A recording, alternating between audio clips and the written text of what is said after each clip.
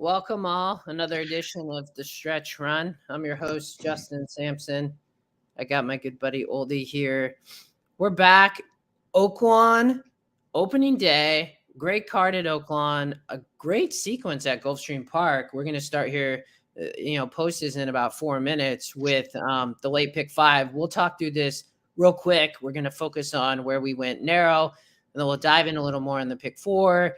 And then we'll pick up Golden Gate this afternoon. We'll talk a little bit of Los Al this weekend. Big racing there.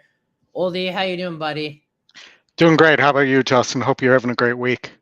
Yeah, you too. I'm good, man. Battling a cold a little bit. Chat, everybody. Good to see ya. Exciting kind of cards ahead.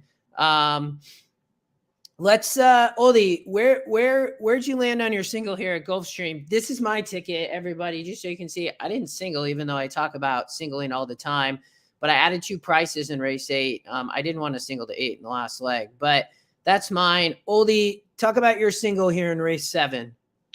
So I landed on the Pletcher Saez combo. It's 28% horse, named Favor, top GSR, top SOR, top win percentage, top E pick, matching up to most of the algorithms there.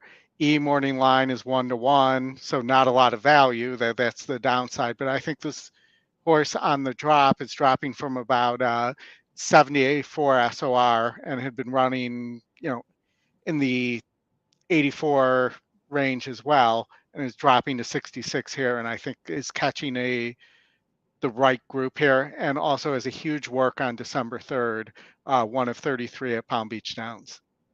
Yeah, your comments match my notes. I'm not surprised you singled here.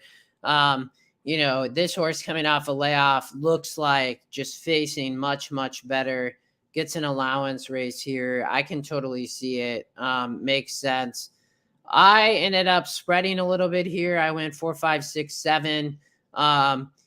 See if this horse is ready. It could be just much better. I mean, from an SOR perspective, it's just been facing way, way tougher horses. So it's a logical single.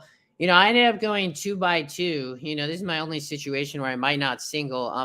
I'm too deep here in race 8 with 2 prices. I'm playing both the horses that are going to be on the front end. One of them's got the Apprentice Torres on. The other one's got Jaramillo on. This rails out at 42 feet, so they're on the outside of the turf course. I would not be surprised to see speed continue to hold. So that's my ticket. We went over yours. Let's get the race up here because they're 0 minutes to post. I'm going to give away my ticket though. So I played this for 196, I think, 192. So I'm going to give away 3 people 10%. Let's do that real quick before this goes. New users, if you haven't, I try to give these away on Thursdays or Fridays. I do it through Twitter. Might do something a little bit different in the future. But, all you got to do is just follow Scotty, myself, Oldy, EquinEdge, and then retweet this out. We try to get people to join the show. But we're going to give away 30% of my ticket to 10% to 3 different people. Yeah. Let's run this real quick, Oldy. Add anything else you want to add in? Just want to remind people to hit the thumbs up as well as subscribe to the EquinEdge YouTube channel, please, if you haven't. So there's our winners. We do this fairly. EquinEdge cannot win. Scotty cannot win. So you see those rejected.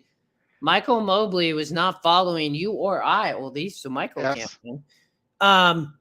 So Cole Sales Online followed everybody, retweeted Foodie Nation and Hunter Obando. 3 winners there, each getting 10% of my Gulfstream pick 5 ticket right here. So I will, the good thing is, Oldy, here, I cannot lose in the first leg, because I have all horses in the first leg. So yeah.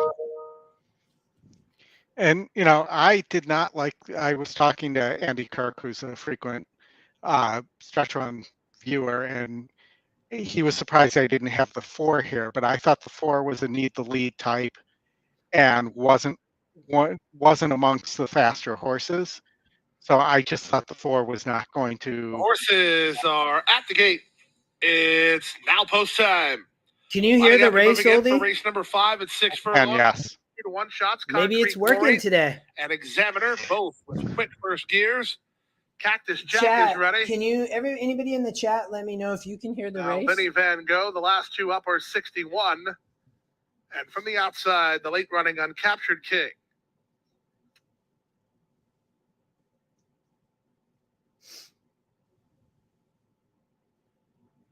Uncaptured King to the outside gate. Thanks, Chris. Oldie in the last race you had. Sorry, y'all. I'm probably not going to set for a start. Get there. And they're off. Yeah. Quick start at the rail for Concrete Glory, who's headed off for the early lead. Going to run with him is Vinny Van Gogh, and splitting them, Cactus Jack. They're 3 across the course. 61 is well situated, racing in 4th off the top 3. And it's a gap of another 2 lengths back to Examiner, who was slow into stride today. And at the back is the late running Uncaptured King. The speed is on the front end with Concrete Glory on the class drop in front by half a length. Cactus Jack is there, second, 3 wide, Vinny Van Gogh third. 61 is 4th, a gap of 4, Examiner, and the trailer Uncaptured King. 3 furlongs from the finish. Concrete Glory still has the lead. Cactus Jack still chasing. Vinny Van Gogh giving up ground to the top 2, while 3 wide, third, 2 back to 61. Uncaptured King's out of last, and now the trailer is Examiner. Past the quarter-mile pole now, and with the advantage, it's still Concrete Glory nursing a neck advantage. Cactus Jack, the nearest pursuer, second. Up the inside, 61. Down the center, and a late run from Uncaptured King. There's an 1/8 of a mile to go. Concrete Glory, he's clear and finding plenty. Cactus Jack trying to hold on to second. 61 is next, and then it's Uncaptured King. To the wire, Concrete Glory makes short work of him and puts him away by 5 in the end. Cactus Jack held on for second. Third was 61. Yeah, and Chris, I saw it's choppy because I have it up on my other screen. We'll see if it can. We'll see if it gets a little bit better. But Concrete Glory there on the front end, the pace looks to be the speed holding at Gulfstream. I was not watching earlier, but I looked at the races. But Oldy, you were 1-3-5-6. Well done. I obviously added too many horses to get the chalk. That horse was bet way down. Yeah. The speed's holding though. It looks like on Gulfstream. So yeah. Well, Scott said it wasn't choppy, so that's good. But I have YouTube up on my second screen, and it did look a little bit choppy too. But Oldy, why don't you maybe talk a little bit here just about that race, how you went over it. I want to post to Twitter real quick for those 3 winners, just so they know. Give me, probably take me 60 seconds, but I thought this thing was wide open. There was going to be a lot of speed.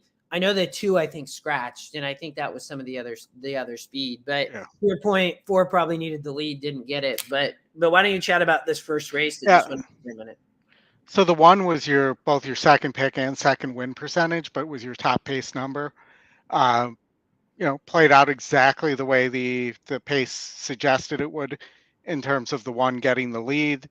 The 4 and the 5 also were need the lead types and just couldn't get there. The 3 didn't really run.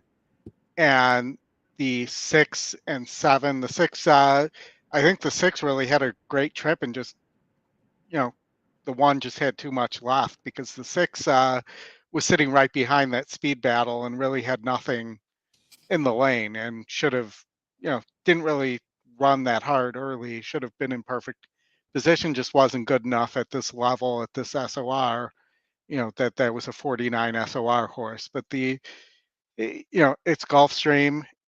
It's 6 furlongs, speed kills here in sprints, and inside speed, the inside posts in Gulfstream sprints. I think, Justin, you used to talk about that all the time, about how the inside posts kill there. And anytime you can have the fastest horse on it at an inside post, you have a real shot with that horse. So not surprised that Concrete Glory won there. Pretty easy, open length victory. Was coming out of races. Last race was against 64 SOR. That group was too good, but on the drop, this was kind of the the perfect company, I feel like, for that horse. Yeah, well done. You are right. I mean, and we haven't talked about that in a bit, but that inside speed can like really hold. 1, 4, 5, 2, 8. Trying to figure out this user's name. Oh, I have Foodie Nation. I found her. You found Foodie Nation. Right, and then Obando Hunter. Obando Hunter. Definitely some different people this time. That's good though. I like it. Getting a little bit more reach. Scott, let's talk. We can talk about that in a second, since I think we might have a minute. Give me 1 second, and we'll talk about that. So,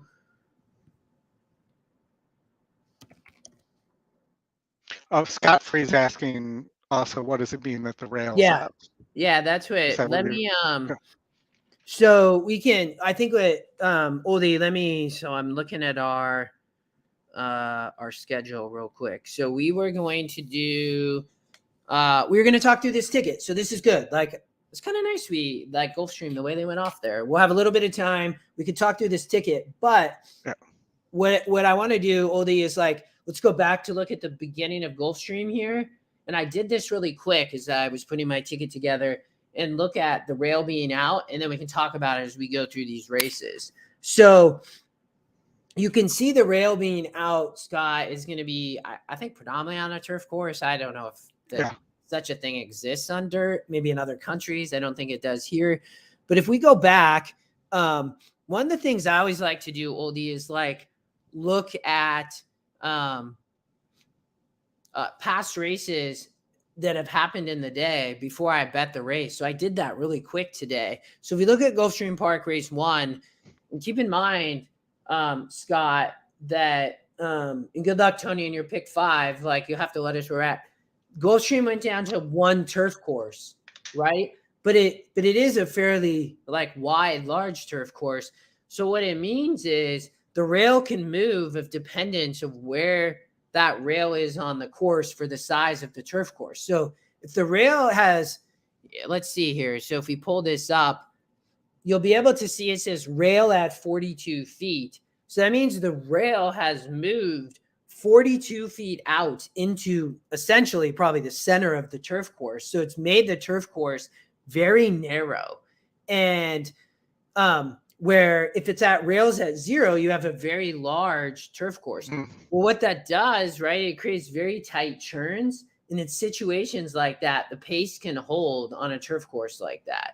So that's a lot of times when it's the inside rail. Yes. Yeah. And you'll see it when we watch the turf course. You'll be able to see it because you'll see the outside rail, and then you'll see where the inside rail is on the turf. Oldy, go ahead. Yeah, I was going to say it's tougher on wide horses as well as horses that are running late because there's just not the space. Yes. Yep. Yeah. That's where speed can hold, because the narrow turns, it makes it hard for a horse because it's narrow, but then also for it to get up, or a late running horse.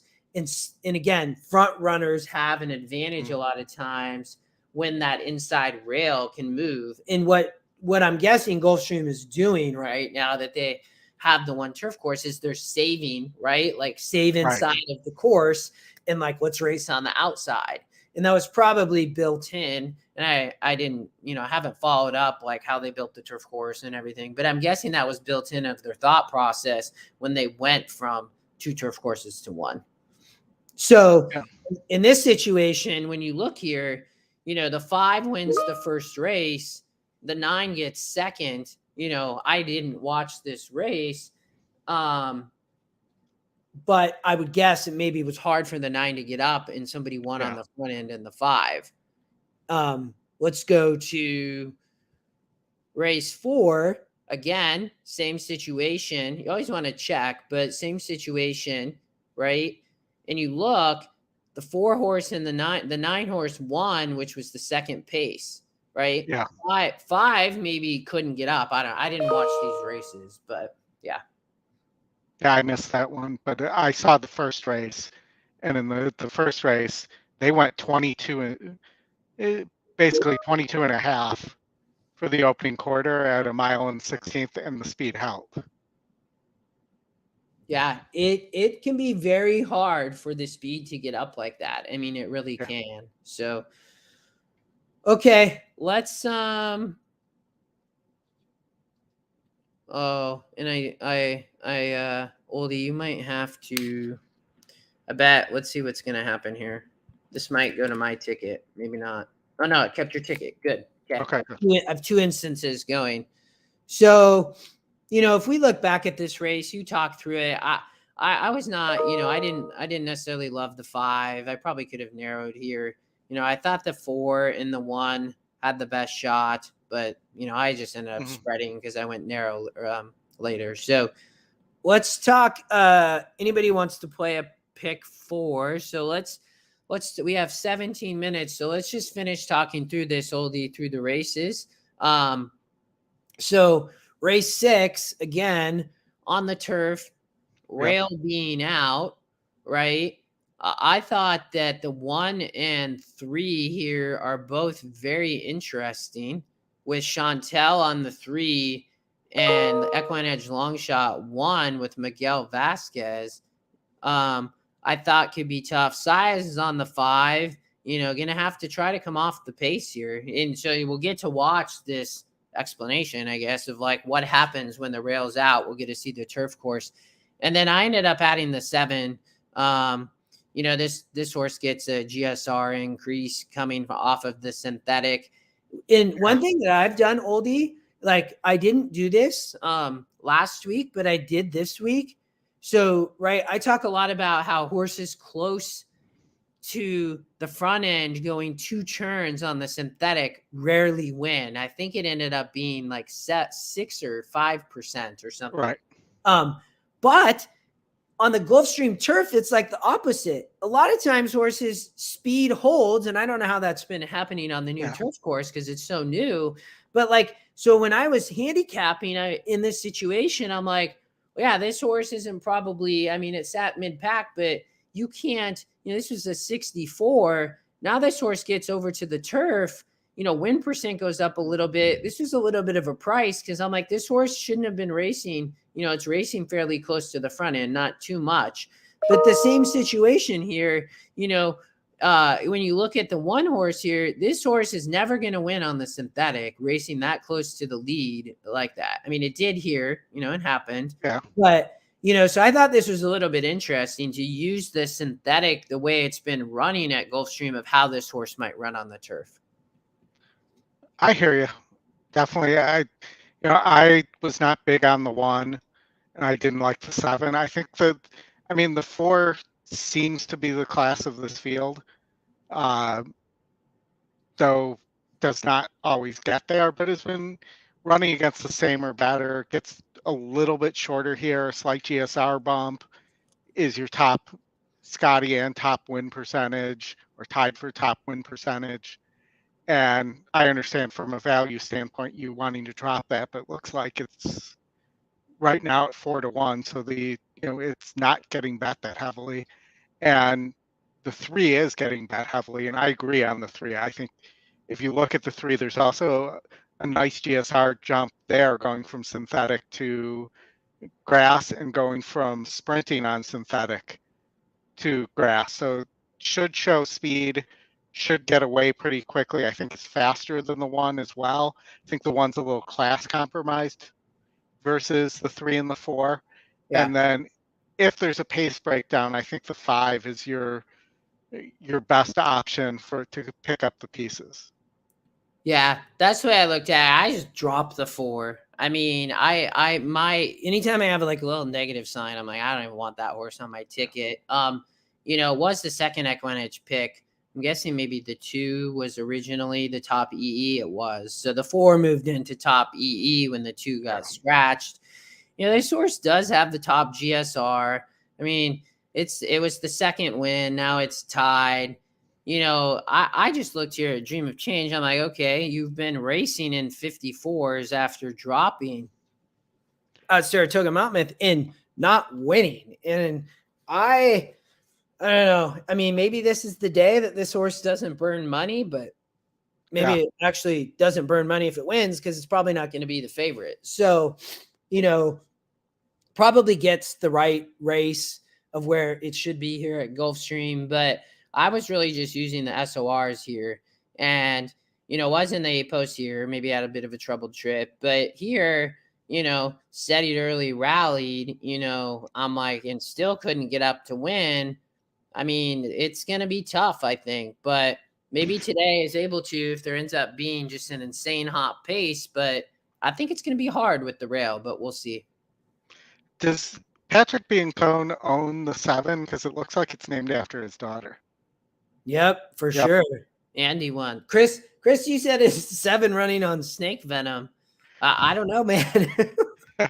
Hey, I would not be surprised to see this horse win, to be honest. I mean, it won a 46, right? And then just, you look at this race and, the synthetic is, I mean, this is way tougher, but the synthetic is, it was a different surface at Gulfstream, man. I mean, it's coming off a layoff, so we'll see. It's going to be an interesting race, though. All right. Absolutely. You talked through the 4 here.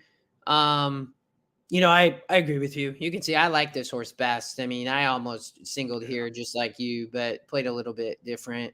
Coming off a layoff, but Big Bullet works, right? Like big SOR, like I get it. I ended up going 4, 5, 6, 7, right? The 5's the top pace, and similar to what we were looking at on the turf, the pace has, I think, been holding on the dirt. We just saw that. So, Paco is going to be aggressive here, I'm guessing, and send, and we'll be curious, but the 4's classy, right? So, right. May get a good trip. Like, I mean, definitely the 5, you look here, has been, facing 70 SORs. So it'll be interesting. I mean, the 4 is for sure dropping in class, right? A big drop off the layoff, probably finds the right spot. The 6 was the long shot, is no longer. I love Miguel Vasquez coming off the pace. He rides here 36% for Ronaldo Richards. But this horse will have to improve, but has 1, 2 in a row. Is going to be sitting, trying to stalk, and we'll be curious if this horse can improve. But this is a nice allowance race. And then the last horse I added was the Safi Zayas horse, the 7 Bluefield. I feel like it's almost Blue Steel. The if you of Zoolander fame, the Blue Steel look. Yeah. All right. Race 5, you spread here, Oldy. I went too deep with 2 prices that are going to be on the front end. Tell me about your thoughts on this race. Well, I agree with you on the front. Again, it's the turf course here, and I agree with you. The rail's out, so I like both those horses as possibilities. But I think the 4 has a real shot as the long shot at just getting away here, and it's got the apprentice jockey aboard, so it's getting the weight break too. I think this horse has a real shot at a big price. What's interesting is the 1 is the top pick, and it's 20-1 morning line with a 4-1 morning line. That's always showing value in somewhere where you might be able to find a winner here too, if the 1's able to just sit right off like he did in May on this course. And Jaramillo was riding that day, and Jaramillo sticks here, right? And he's so tough when the big boys aren't in Florida, and when he's aggressive on the front end, right? I mean, and some of the big boys are back, though. I mean, Saez is here today. Jose Ortiz is here, so we'll see what happens. Yep. Yeah. The 5 is a horse that I'm not going to say burns money because it's usually not the favorite, but it gets there, gets close, and then doesn't win a lot. And I used it because this could just. It's getting Saez, so it could just be the time. He could be the difference here. And so I could not not use that horse, and at 9-2, there's still some value there. The 8 as well, I think, is going to sit right off and possibly have a chance to pounce. The wider post worries me a little bit with the rail out here. It's second E pick, 13% win percentage. GSR is fine. Nothing special about the works. And then the 2 was 32% and is Jose Ortiz and Maker. And been running against much better or slightly better, let's call it, and running at Saratoga, running longer, shorter, and actually has won two out of the last 5 races as well. So actually has been getting there. I think just hated the slop last time out on the dirt. So that's the horse. If I had to add another horse, I would add the 2. It's also top win percent, right? And it's one of the things I like to look at with using the tool is like this horse jumps from 17% to 32%. Just toss this dirt race, right? Like, but you go back here and this horse ran in a 62 and ran 5th, synthetic here off the speed, which it's going to do today, on the turf. Yeah. Likely Jose is going to sit back. I mean, this horse significantly worries me in comparison to the horse that would come off the speed for a horse to win would be Jose here. Only hits at 10% with Maker, which I thought was a little bit interesting. Yeah, and if I had to add another horse, which I'm not going to, it might be the 12. But let me give you one reason why I think you might be okay with not having the 2. And that's that typically Maker's first call, at least at Saratoga, was Saez, between Ortiz and Saez. And Saez is riding for somebody else here in the same race. So I'm wondering how live this horse actually is. Yeah, that's a good point. I mean, good catch. He's fine. He rides for Carlos David, though, too, right? Yeah, but I mean, if we had the Maker stats up there, I guarantee you they look more like the Safi Saez stats than they do 17 races for David. Yeah. No, it's a good point. It really is. Like, I don't know. I'm excited to watch this race. It's the feature of the day, so I'm not surprised. I mean, this thing's going to be competitive. I think. Yeah. I mean, the 13 and 14 didn't draw in. They were dangerous. I mean, but yeah. They didn't get in. I don't know if I have much else. I didn't like the 3 at all. The 6, I don't know. This horse, I have no idea. Is getting a GSR bump. Like, I mean, does look like it can fits and can compete here. I mean, it gets a little bit of a drop in class. I mean, this horse was making way more money on the turf than synthetic and dirt, and has been running on the synthetic at Gulfstream. Yep. So, I mean, I would say this horse could blow up the board, but only 3%. I'm hopeful the speed holds. We'll see. All right. Did you notice the GSR jump on the 12? Yeah, no, I did. I had my notes. And the 12 you talked about off the pace, increased by 12 points. Yep. This is the first time this horse has gone. Well, it went 2 turns first out. I think the hard part here, though, you talked about this horse that does not have speed and is way out on that rail. Yep. This is going to be the furthest out. I just don't know how this horse is going to get up to win.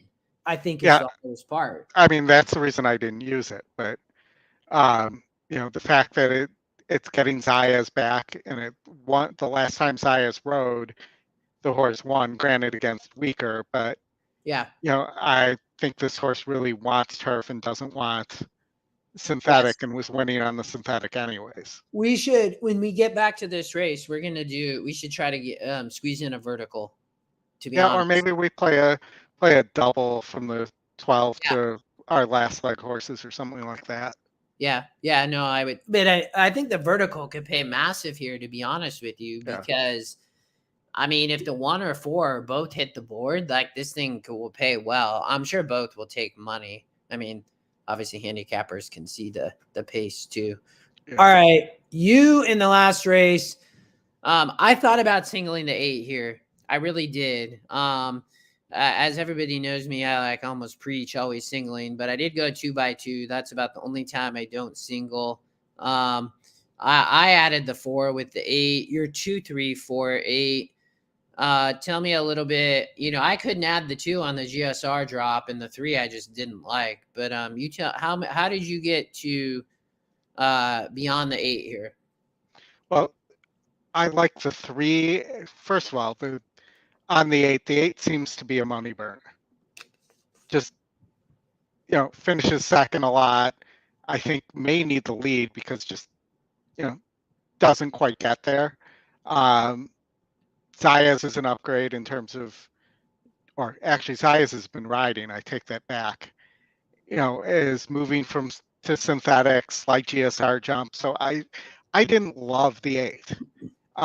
There's an E morning line angle on the 3, even though there's a GSR drop coming off a big layoff, but it's 16%. First time Chris Davis. And, obviously that must be a good play because the system is picking that up there. The 2, I know you didn't like the 2. I actually think the 2 is the GSR is terrible here, but again, this could be small sample size. You have a couple of European influences here and just may not be running that much on the synthetic, because if you look at 7 furlongs, that's a pretty normal GSR at 51, and it's 37 here. And I've learned it by getting burned at Gulfstream by not taking into account and looking at some other distances around there. Yeah, I do the same, and I didn't catch it. But look, 4.5's top GSR number. So I do agree with you based on your comment. And then the 4, I just look like is coming off grass, running against relatively similar, and just felt like if I go back to these synthetic races against 52 SOR, if it runs back to those races, this horse wins here. Yep. Yeah, that's how I added the 4. Same thing, man. I mean, back to synthetic was competitive in those 52s. I mean, ran 3rd in a 7-horse field, and then 6 was close to the lead. And I think they figured out that horse probably was on the lead, doesn't want to do that. And I think it does get Jaramillo, which I like, because you're getting an upgrade there, obviously off who's been riding. So yeah, it's going to be interesting. All right, there you are 3, 4, 5 here. Mm-hmm. I am 1, 3, 5, 7. They're getting close to the gate, and Chris, I saw your comment. Like playing a super high 5 there is like I 100% agree with you. I know you actually. Chris is going to join us a little bit later for everybody in the chat to talk Los Alamitos. So towards the end of the show, massive weekend at Los Al. So make sure you stick around. Chris is, he's a master at the quarter horses. Him and I spent a lot of time because when I had kids playing quarter horses at Los Al because they raced at night. I still have kids, but they're older now. But when they were young, it was about the only time I played because we're always so busy with babies during the day and everything. And him and I have chatted a lot over the years, but he's a guru at quarter horses. So he's going to join us to talk Los Al and their big weekend. But Chris, you hit a big super high 5. So I'll be curious to hear about that later when you join us. Well, Oldy, what was that? $7,000 this week or something he hit? Yeah, it was like 7,500. And, it was purely, it was the format that made it work. And it was purely playing the I'll let him talk about it. I don't want to get ahead of it, but it was brilliant in its simplicity, let me say, and probably something we all should be doing more of. And I'll just wet the whistle with that. Yeah. Lexi, thanks for joining us. Good to see you. She's been on fire too. She had a good ticket. So they're on the turf. So we were talking about this, right? So if we go back to this race, they're going 8 furlongs, rails at 42 feet. So look on the turf course here. See all those rails on the inside, right? They set up. It looks like they have multiple rails up. Maybe they're just doing it all at once to prepare for. Looks like, I don't know why they keep both those inside rails up, but maybe that's just to this weekend. Maybe they're going to bounce back inside and not go all the way back to a 0 rail. But look how far that rail is out there, and that will show the turf course becomes very narrow. Well, and it allows you to limit the wear and tear. Yeah. By having different sections protected for periods of time. Yeah. Oldy. 8 of them on turf. Can you hear the race? 4 past 1. Yeah, sounds good. Back to normal. I love it. 2 left to come up. Tis Impressive and Mandy Green. Yeah, Dan. Like Mandy Chris said, Green. We're going to talk Los Al. Big races this weekend. Gate. Probably a couple hours. Maybe about an hour and 45. They're in the gate. And they're off. From between horses, Tempora was away the best and reaches out for early control. Splitting horses, Chestnut Checkers is on the go. Tis Impressive won't be far away, and L.E. Gray is down toward the rail. They're followed by Dream of Change, racing together with Andy 1. Mandy Green is second last. The early trailer is Amunet. And the run around the first turn, it's still Tempora the target. She leads a length and a half. Chess, not Checkers, is there second. L.E. Gray is on a hold while at the rail in third, followed fourth by Tis Impressive. Edgard Zayas mid-flight on Dream of Change. She's down at the inside. Andy 1 for company on her outside.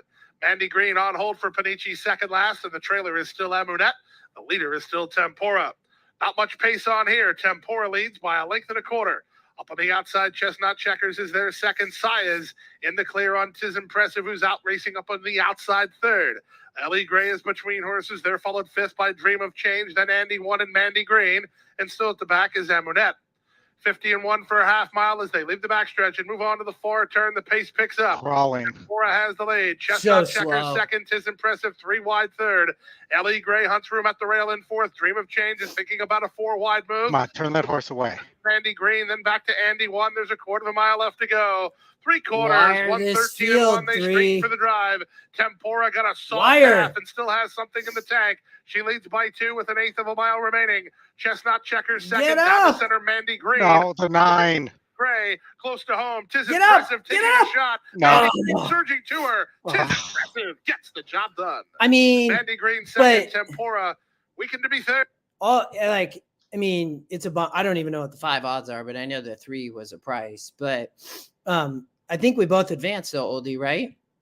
Yeah, I'm going to look right now. I think the 5 was the 5 was fave. oh no. No, the 5 was the second choice. The 4 ended up going off as the fave. Yeah, but we just talked through that. Yep. The 3, right, Scott? It's so hard. The 4, and we had talked I just can't add that horse. It's not gonna happen. But The 4 tried to make a wide move. Went like 6 wide around the turn, and had to eat all that extra distance. Too. yeah, Chantel did an amazing job with that ride. It's a shame that she was not able to hold on and wire the field there. Look at that morning line angle. 9-1, top pace figure. You have the rail out. You know that. Yeah, I know, Lexi.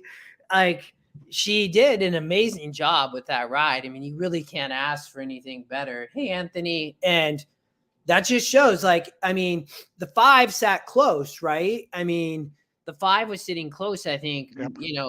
2 lengths off. And I think maybe the 9 was the 9 maybe about the same or maybe a little bit back, but. Yeah, absolutely. The 9 was the horse neither of us saw, but luckily didn't beat us there. Yeah, I said struggles to win at mid-50, slight increase to win. My main thing is I don't know how the horse was going to get up, right? 9%. So, Right. Had a shot, but my play, obviously the 5 sat closer than I thought. I guess great ride by Luis Saez. Him being, I think he cleaned up races so far this week, didn't he, Oldie? Yeah, he's been riding really well and rode really well at Churchill and Keeneland as well. He's such a great jock. I mean, he's definitely I love Flavian Pratt, but Luis Saez is right up there for me too. So, well, we both he does. Go ahead. I'll say that he does clean up a lot of times when Irat's not around. Yeah. Well, I almost played the same thing here, Oldy, where I'm like, maybe I only go 1-3 here on the pace in this race. And I'm glad I didn't and did it in race 8. So we'll see what happens in race 8. But that was a great race. Chantel just had a great ride, but couldn't hold on. All right. We're going to talk Oaklawn. Opening day at Oaklawn, Oldy. How much time we got? Let me see here. Sorry, I got to bounce around here. We have 14 minutes. No, we're one race ahead of Oaklawn. Is going into the 4th race here. And did they start late? Maybe not. I think so. No. Maybe No, I don't think so. Let me check. I'm just curious. Oh no. Yeah, but let's talk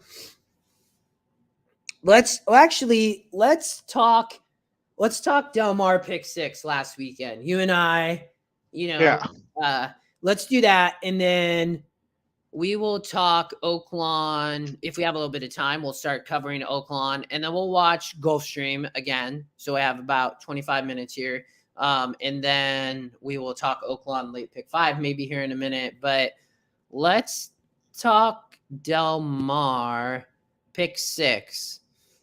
You hit it. I hit it. We both had big tickets. I know I saw a lot of users hit it for cheaper tickets, and congrats to everybody. It was pretty chalky. I was not super surprised by that, but I was hoping that not to be the case. Was it the 5th? I think it was the 5th. No, 4th. 1, 2, 3, 4, 5, 6. So many, I think, as all EquinEdge users, right? I don't think there was one user that probably did not use the 12 horse, right? I mean, Oldy, how many horses here did you get? How many horses I went way too deep here because my thought was that the inside horses were going to have an advantage here. Wide horses don't win a lot at Del Mar. So I used the 1, 2, 3, 9, 12, and 13 here. You can see the different formats between my ticket and Justin's here as well. Yeah, so you went, what, 5 deep there, if I was catching all your numbers? 6 deep. Okay, 6. So I singled this horse. When I saw this, and I did listen to the inner feed some on Del Mar. I love John Leese. He's incredible. I really do.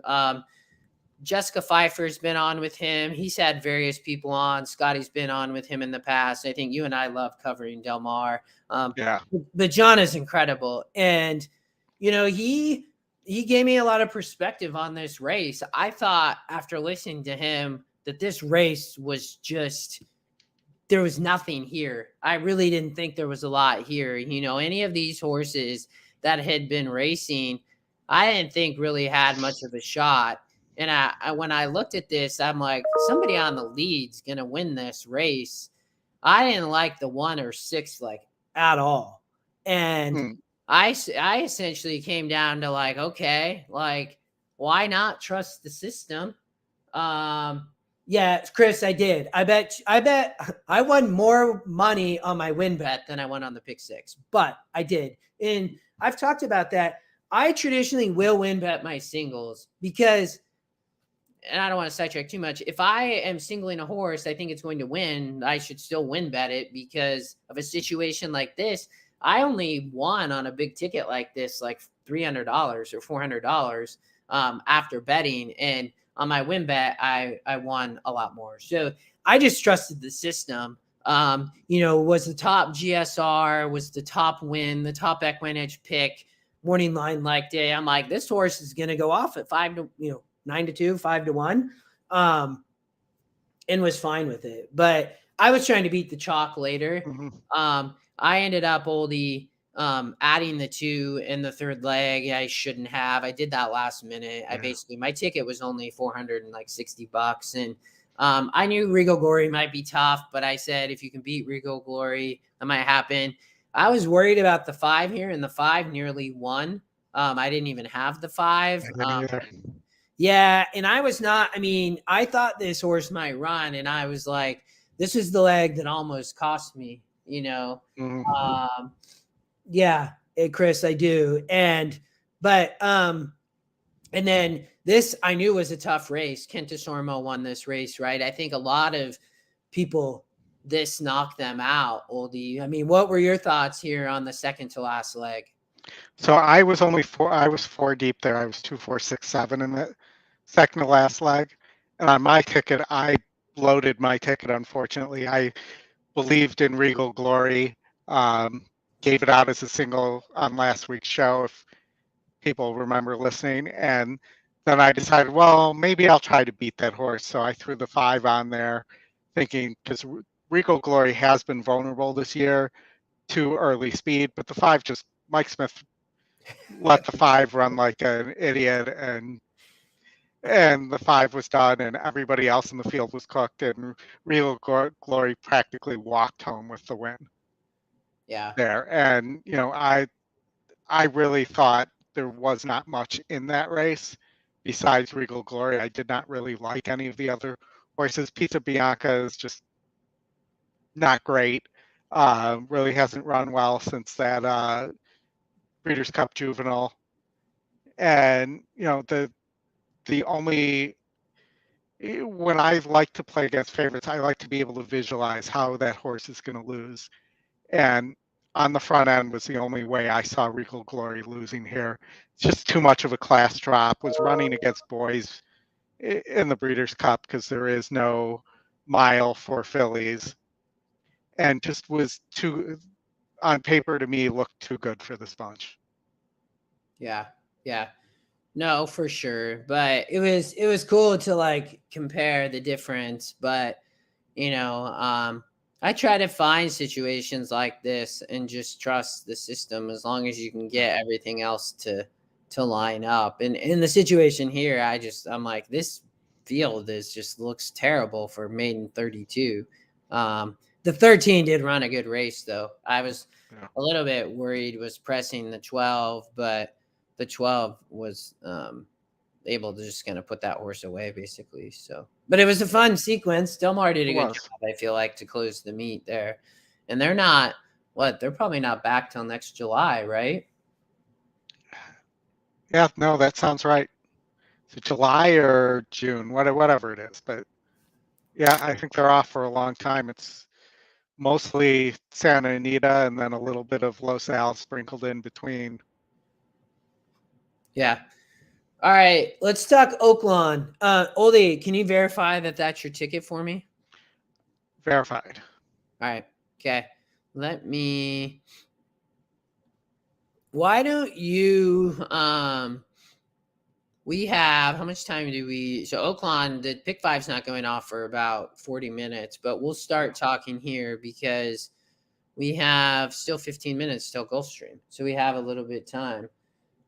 Who do we have in the next race at Gulfstream? So hold on, Tony. I'm single to the 4. Yeah, Oldy single to the 4, which is for sure logical. I do agree there. I was 4, 5, 6, 7. Tony. Cindy, you're playing Woodbine's closing this weekend, but good luck. Is that your pick 5, Cindy, that you have 5 horses? I'm going to duplicate this so I stop losing it. Just screenshot it. Well, but then I gotta add another screen. It's easier. It can run multiple instances of EquinEdge. Actually, the system actually works pretty good. There's mine. That's yours. You're single to the 4.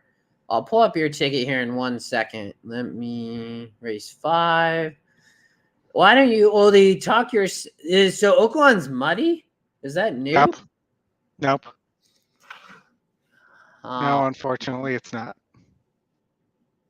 I looked at the weather like this morning. How bad is it? I was gonna pull it up real quick. Oh, it's awful. The track is very muddy. I'm not a fan, but we'll definitely take a shot. So you're singling Tyler's Tribe. I mean, for sure, coming out of the best races here, right? Tell me a little bit about Tyler's Tribe, and I'm gotta pull my ticket up here in a minute. So, first of all, I want to say I don't love the single here, but Tyler's Tribe coming out of the Breeders' Cup juvenile turf sprint was the quote unquote it horse at the Breeders' Cup. There was a film made on the Kylie Jordan, the jockey. You know, there was a lot of talk about this horse. This horse wanted nothing to do with turf. There were also reports in the works about how much the horse hated the turf, and then the horse had never run without Lasix, and of course bled. So the horse is back on Lasix. That they chose to keep it off the Derby trail, even though at some point they're saying if the horse performs, it may come to the Derby trail. But that Tyler's Tribe is getting Lasix here, so shouldn't have the bleeding issue. They've been scoping him and checking to see if he's bleeding with his works with Lasix as well, and it's been clean. You know, this is not a great field. I know there's a 72 SOR, but Tyler's Tribe is kind of bumping up that SOR too. I don't necessarily buy the SORs on those Prairie Meadows races though. You know, I think that Prairie Meadows has probably never had an 80 SOR race, but you know, I think that this is a weak field, and there was not much I liked here other than maybe the 7 Frosted Departure if Tyler's Tribe didn't win. So it just became a process of elimination. You get the Lasix, you are facing a weak field, and you know, this seemed like it might be the right conditions for this horse. Yeah, no, it makes sense. Like, I get it. And like, I mean, how good is EquinEdge there with the GSR and turf number? Yeah. I mean, Go ahead. You couldn't have, you know, we talked about the horse not liking it, but the GSR actually shows you this horse wasn't going to like it. But again, that goes back to the fact, just like I was talking about how there's no mile for the fillies, there's no dirt sprint for the juvenile horses. And, you know, those are 2 races they could easily add, and I think we'd all be happy having 2 extra Breeders' Cup races. Yeah, no, for sure. My ticket just got messed up, I see. I was trying to give me 1 second. Keep talking, Oldy. Let me maybe here. You talk, you start for the first race, and then I'll flip to mine because I'm singling in the first leg. I hated this first race. I'm just gonna flat out tell you I hated this first race. So I read some data that says that in these 1-turn sprints that you need to be about the average winner is 3.8 lengths off the lead at Oaklawn turning for home. So I'm sorry, that was at second call. But that there is a high percentage of winners that come wide, which is kind of surprising because usually I hate that move coming around the final turn. And I was trying to figure out who can do that here. There's really not much. The problem I have here is the 7, I don't have confidence isn't going to stop. And the 12, I think needs the lead and is not fast enough to get it. And that leaves me with the 2. And I really like the 2 here. Morning Line likes the 2 here. And, you know, I think that the 2, if you go back to last year, and the question is, is the 2 the same horse that it was last year? Because if the 2 was the same horse it was last year, the 2 is going to win this race. Even with the GSR drop, the 2 almost won at Kentucky Downs, has a 5 furlong, win on the dirt, ran really well at Ellis against a 66, and is dropping to the lowest level it's ever been against a 42. Asmussen and the jockey, they are, where's my jockey trainer? Here it is they're 20, almost 30% in 59 races.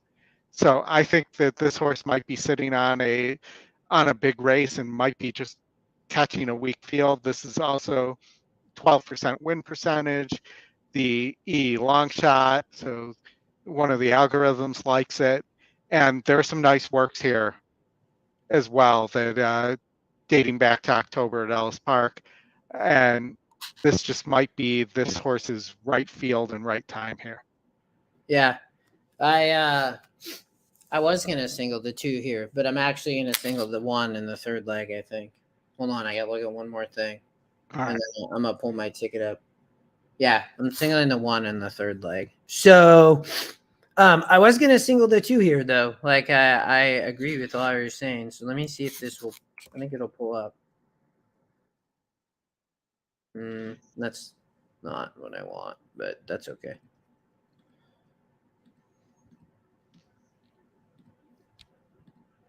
So, and then this is a tough race. I really do. That's why I'm just going to single in it.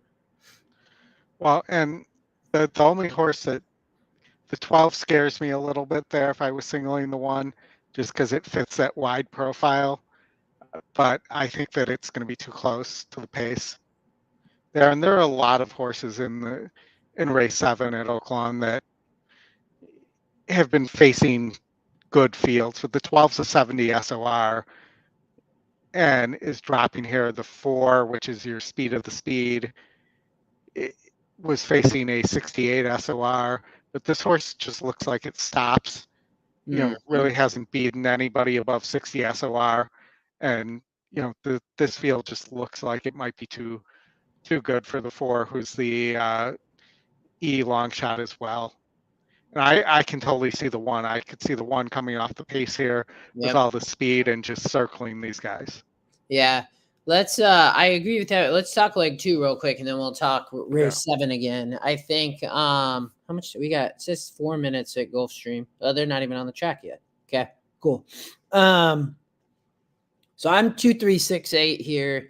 You are 2-3-8-10. So very similar. I do agree with everything you said on the first race. I think I was 2-7-12. I think the 10 will run well, but yeah. Okay. This is a maiden special for Arkansas State Breds, man. $90,000 purse. I mean, Oaklawn Park opening day.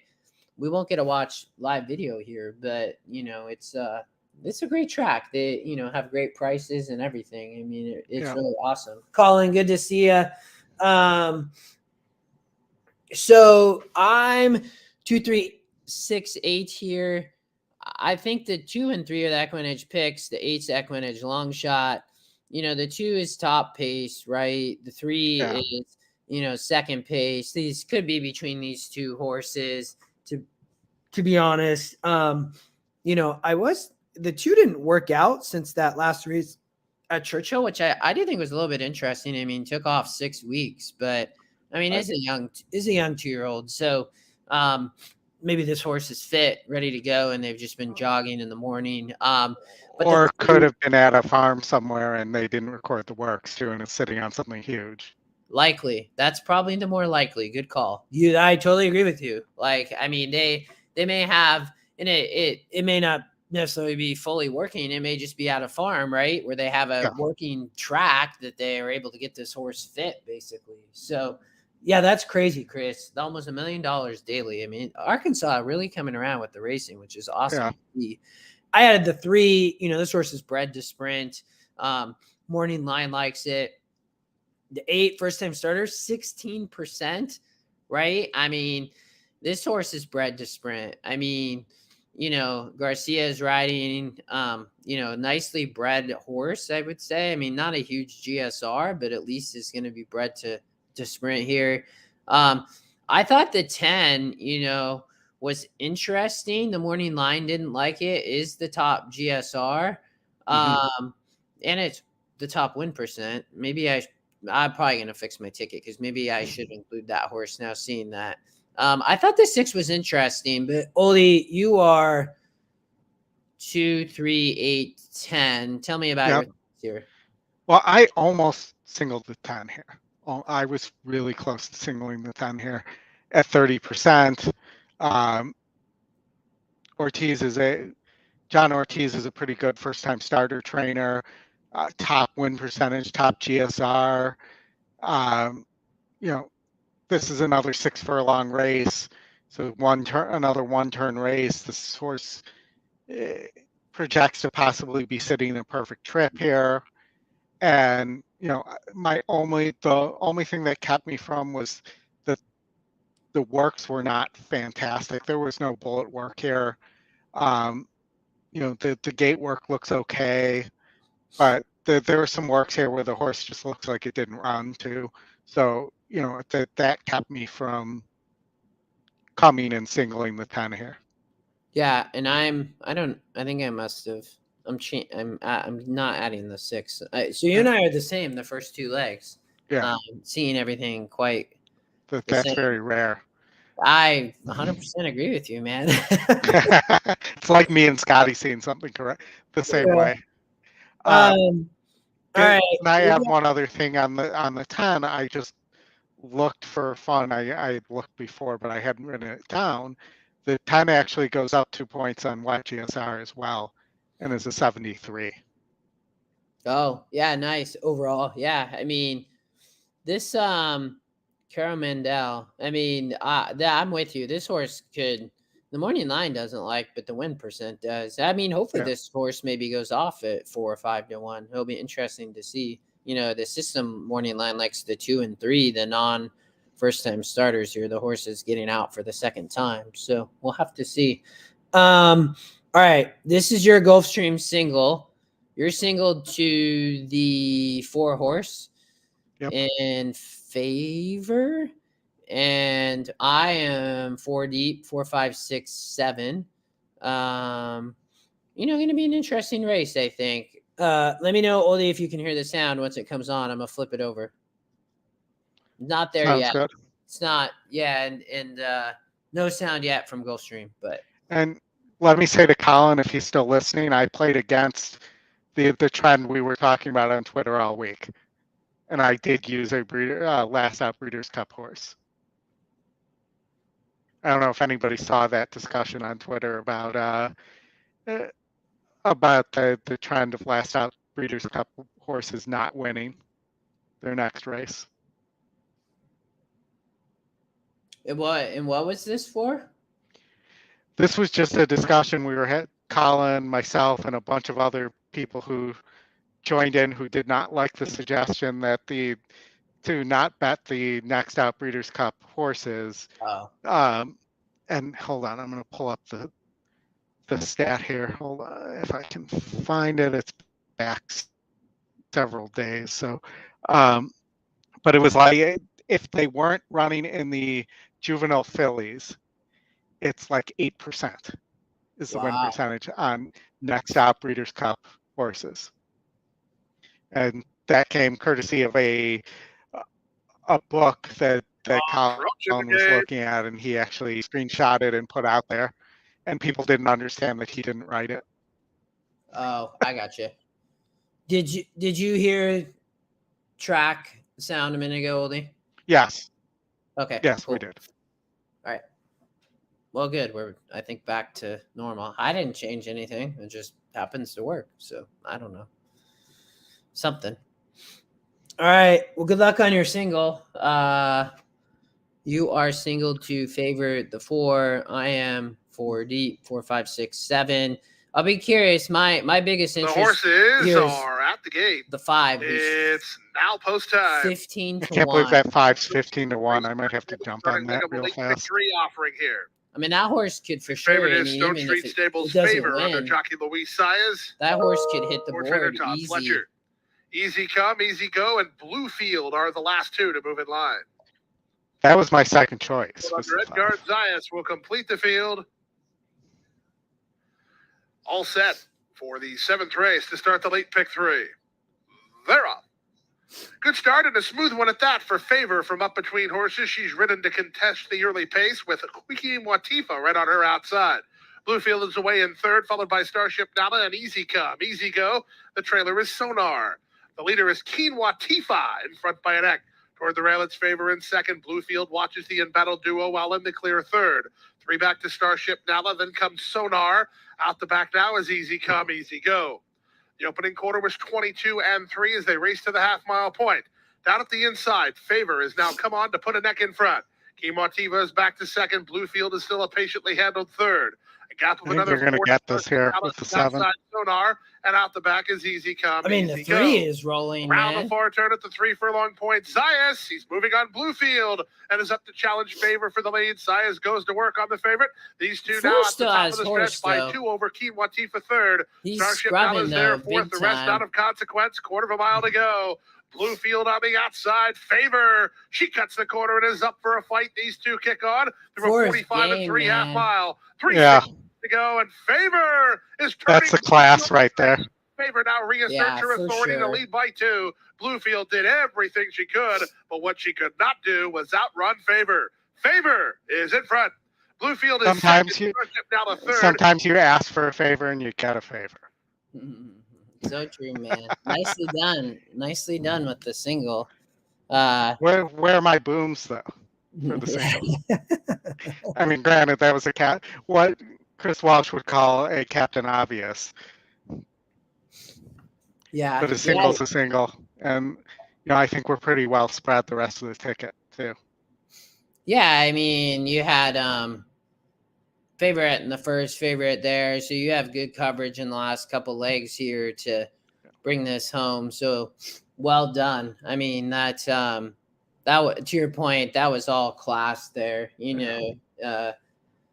That I mean, that 7 looked him right in the eye. I thought for sure. How many races have you watched at Gulfstream where the horse on the lead gets passed right before the turn there and gives up? Mm-hmm. Cindy, how did your 2 do at Oaklawn? Cindy said she liked the 2 at Oaklawn. That must have been in a previous race. Yeah, bombers to come, Scott. Hopefully. Yeah. We're back to Oaklawn. We have 16 minutes. So I singled the 1 here. You talked a little bit about this. So, just to pick it back up, the 1 has big morning line angle. Technically, it's the favorite on the EquinEdge morning line. This horse will get bet for sure. 20% to win. So this race looks wide open. So, Oldy, I'm singled, and then you're 4 deep. I thought the 1 has the ability to rate was my big thing here. This horse can likely sit off the speed. It ran here really well at 22 to 1, right? This was an allowance race. So similar conditions, that was a 70. This is a 68, ran second. I quickly looked. I mean, the wet should be fine. I mean, it drops a little bit, but overall it's the same. And there's a lot of pace here. So is the 4 going to get away? I don't know. I mean, this horse has been racing, though, in 70s, right? I mean, but the 9s, go ahead. I was going to say the 70, the last 70 was at Mahoning. And is a 70 at Mahoning the same as a 70? And it did run at a 70 at Churchill, but it did not run nearly as well. Yeah. There's a lot of speed here. I think the 9 will show pace, right? I would fully expect just kind of being out there with Cabrera. The 3, is the 3 the cheap speed? Yeah, maybe. I mean, this horse is jumping up big in SOR. I mean, going from 50s, now 60s, and now jumping into a high 60 at 104,000 allowance race. And I use the 3 there because the 3 is tactical. Yeah, for sure. I mean, rated here, right? Yep. In a 62 at Del Mar, and then one on the lead here at Remington Park. So Source has been shipping around for Diodoro. So I can see it. Cindy, we do agree on the 2 in race 1. Yeah. I was going to single the 2 in that race, and then I moved to the 1 here instead. But the 2 was my original single. The thing here, I think, I just think you need a lot of horses in this race, or go with the horse you think's going to win. And that's where I thought the 1 could come off the lead. The 10 I thought was a little bit interesting, a massive price to hit the board. I don't think this horse can win, but for playing vertical bets, and I think the same, maybe the 8, but I just don't know if it fits here. You get a morning line angle, but this horse is lightly raced. Maybe it can improve, I mean, it's going to have to, but this horse just looks to get too close. Right. But this horse is a young horse, so it's for Coach Dwayne Lucas. But Oldy, you were 1, 3, 7, 12. Tell me a little bit about the 3. We talked about the 3, but the 7 and 12. All right. So the 7 is 20-1 morning line. This was actually one of my really sneaky horses here. Take a look at the works there. This horse is tactical, can sit right off. I think can handle the jump up in class as well. Is coming off a big layoff, and they're aggressively placing this horse. So they think this horse can run, in my opinion. And so I thought there was some significant value at 20-1 morning line here in this horse at 66 GSR. Just felt like a horse that's going to run here. Yeah. And then the 12 is your top SOR. Was running in Keeneland against 66s, has been running against stakes place company and in stakes races at Oaklawn before Oaklawn closed here, and just may show some outside speed and be sitting in a perfect position to pounce here. Yeah, no, for sure. Got Chelsea Bailey. She rode a little bit out at Del Mar and back to Oaklawn. I know she rode out their last meet too. So I don't think she's not an apprentice anymore, but I know at one point she was. But yeah, she was apprenticing actually at Arlington. Oh, okay. Yeah. So, good to see her back at Oaklawn. I hope she does well. I mean, 18% though on the 12, my main thing here on the 12, you get this big win percent increase, but this horse had all these win percents and couldn't win, but those were versed much, much tougher. So it's not surprising to see that, Hypersport gets placed here and maybe the right spot. Well, and maybe Ingrid Mason's not very good off the layoff, but has excellent second time off the layoff numbers. That would explain the jump in the win percentage. Mm-hmm. Yeah, for sure. No, for sure. And if you go take a look at the works too.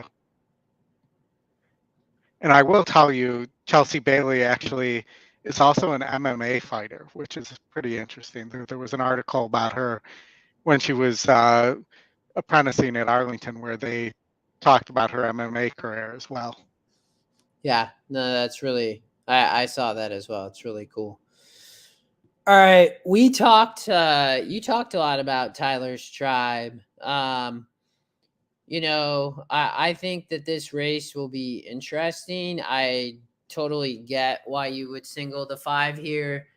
My just biggest concern was why is Tyler's Tribe only 18%? That was what I couldn't get past, to be honest with you. The 4 horse is an Asmussen horse with Castillo, who is obviously one of his go-to jocks that, I thought when you look at this 4 horse, right? I mean, 1 in a 48 and then didn't run here at 7 furlongs, was first time Lasix, but was also in the slop. So I just said, I'm crossing this race off and, won here in a 64. So I thought, I'm like, well, I mean, if Tyler's Tribe doesn't win, I think the 4 definitely going to prove. I mean, Tyler's Tribe looks like the class of the class, right? I think the question is going to become what happens a little bit with the 1 sending from the rail, because I'm sure that's what's going to happen, right? So I ended up spreading a little bit here, trying to beat the 5. But the chalk may be the single here. I don't disagree with you, Oldy.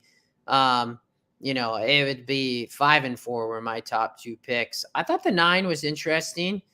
The 9 horse being lightly raced. And this was a 76, right? Whether we agree, Delaware Park and what that looks like. But, I mean, that was a 76, and Rodriguez rode well here for Hollendorfer. This horse could improve, right, and upset Tyler's Tribe, in my opinion. But Tyler's Tribe might be too classy. So, and then the 3, I also added, this horse is moving from turf to dirt. You get a GSR drop, but this was just more of a morning line play for me to add a little more coverage here. So makes sense. All right, then in the last, I added coverage just based on my single there. You did as well. You're 2, 3, 4, 6, 8. I'm 2, 3, 4, 6, 8. I also added the 11. So very similar. We have 8 minutes. Any thoughts here, Oldie, in the last? I know this is another State Bred main special. I just didn't trust this too. I mean, 0 for 5 with 5 seconds. Yeah, I mean, even in the last race against 52s, and granted, this is, dropping an SOR even further to the easiest group it's been against, but it had the lead in the stretch and was up 3 lengths and got caught. And, my thought is here that maybe this is just one of those horses that doesn't want to win. Yeah, might need a drop. I mean, his horses, they did put in a stakes race and almost got second, way off the lead. And obviously ran a big race there at Oaklawn, but coming off for Ron Moquette, coming off of, 5 second place finishes last year, Harry Rosenblum looks like breeder owner here. This is an Arkansas State bred. This horse could get through, but I was in a similar situation with you, Oldie. I know we were talking this morning. I'm like, man, this horse is 0 for 5 with 5 seconds. I mean, this field definitely doesn't look like a lot. That's where I made sure to, you added the 4 as a first-time starter. I also added the 11 as a first-time starter, but I agree with you. Only other comments I kind of have is the 4, the top GSR for the horses, 6 furlongs. I think that was also the case for the 11 as first-time starters. The 8 also bred for 6 furlongs. I mean, these are not the 8 I think was the most interesting because this is the top GSR. So, is 10%. If I was to add only 2 horses here, it would have been the 2 and 8. And then you have the 6 EquinEdge long shot, which gets Christian Torres, who has been riding really well. I think he was down at Remington maybe for a bit, or Lone Star, but second-time starter, and I thought this horse maybe could improve. Well, and, I added both the 6 and the 8 because they're both second-time starters as well, and it looks like they just, in both cases, weren't out there to run. Yeah. First time out. They were there to get the experience. All right. That track does not looking. Granted, it doesn't look like Remington canceled the rest of the racing for the day bad, but it looks, I think it's more sloppy than muddy. The sun's out, though. but I think it's more sloppy than muddy. Yeah, look at that 2 horse, 8-1 right now versus and Cindy, you said this, like, this would be my this was my other single. I if I wasn't going to single the 1, I would have singled the 2 here. So, Oldie, cover for me for a minute. I'm running to the restroom and grab some water. I'll be right back. Yeah. And I haven't had a chance to say hi to Nate yet. I do a lot of handicapping with Nate. Glad he was able to make the show for a little while today. I'm looking at Cindy's pick 5 there. She's got the 2 the 7, the 2 the 10. Is that 1 2 12? Because it came through as 12 12.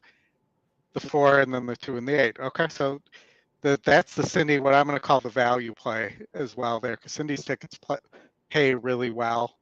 So anytime you see a ticket from Cindy, you should always take it seriously.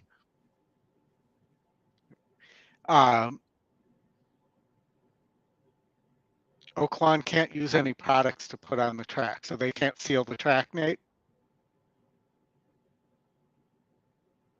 That's really interesting because, I was unaware of that. That's going to create an interesting dynamic and might be why maybe more speed is holding at Oaklawn today than typically does as well. So you might want to be more on the front end when it's not sealed there, and that might be why it looks more sloppy than muddy. They can seal, but it's not listed as sealed, Chris.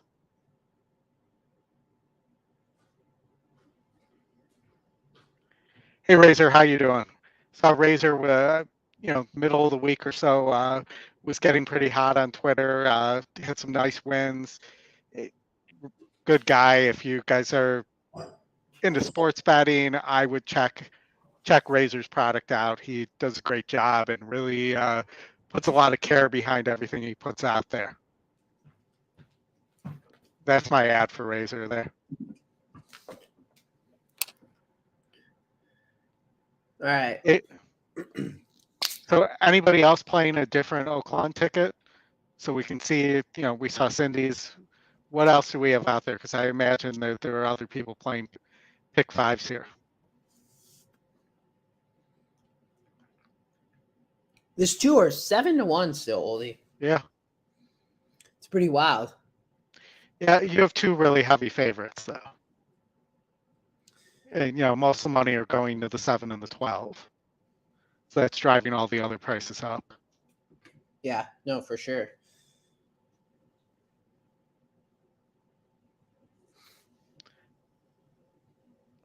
I'm watching it. I was glad to see Razor here. Awesome that he stopped by. Definitely. I was talking about, I saw he got hot over the mid part of the week on Twitter. He posts all his results and is very forthcoming about when he wins and when he doesn't. And, I was just saying if you're into sports betting, Razor's the guy you should be checking out because he's not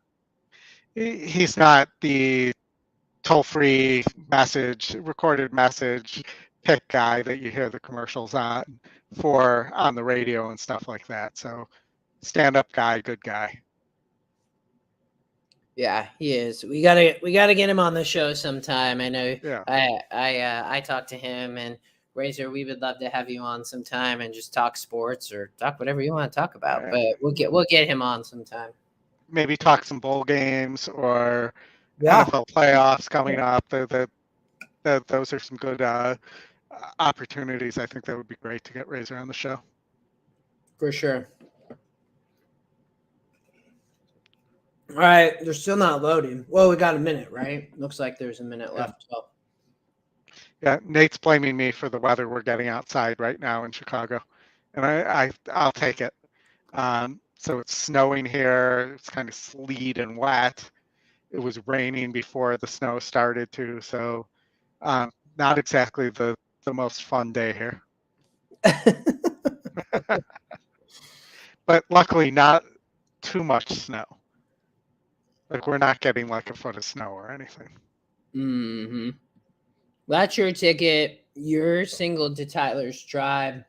Mm-hmm. I'm singling the 1 and leg 3, although I'm still, I don't know, this 2 horse, man. I love this 6-1. I mean, it might be worthy of me playing. I don't know. I'm going to have to win bet or something. Yeah.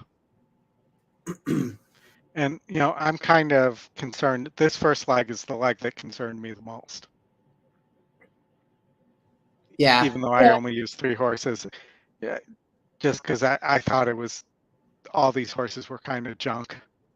Mm-hmm. Yeah. I thought the third leg was tough. I'm just kind of looking at my notes there. Like, you know, I didn't really in the third leg like the 2 I tossed in the 14, but Yeah. outside the 13, you know, was scratching in, would need to improve. I didn't think the 12 was a little bit interesting, 18%, so you can't exclude there.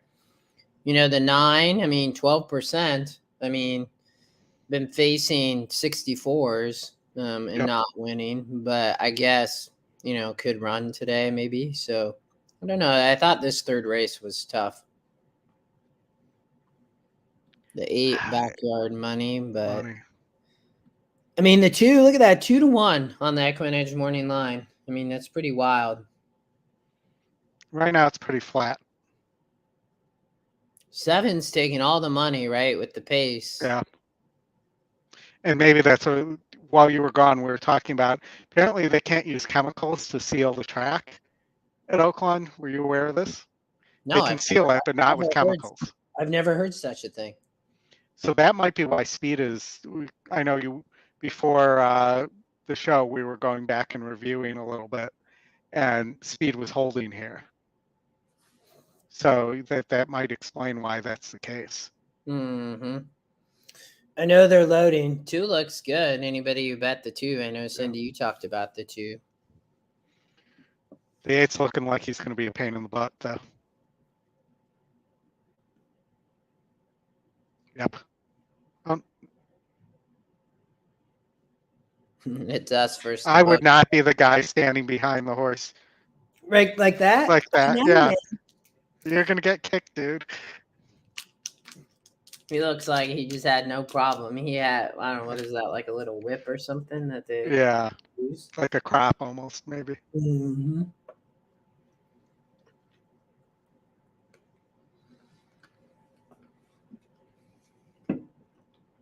It's interesting. The sun came out. I looked at the weather here. I didn't even think they must have had a thunderstorm or something. Or no, it could have been last night or early in the morning. 12 still got to come in. Looks like 1 left, maybe. I think the 10, at least on my screen, the 10 just went in. So I think you got the 11 and the 12 left. Oh, yeah, you're right. Well, go 2. Would love to see the 2 here at, what, 6, 7 to 1, probably. Yep. Heck, I'd take the 12 and just beat the fave.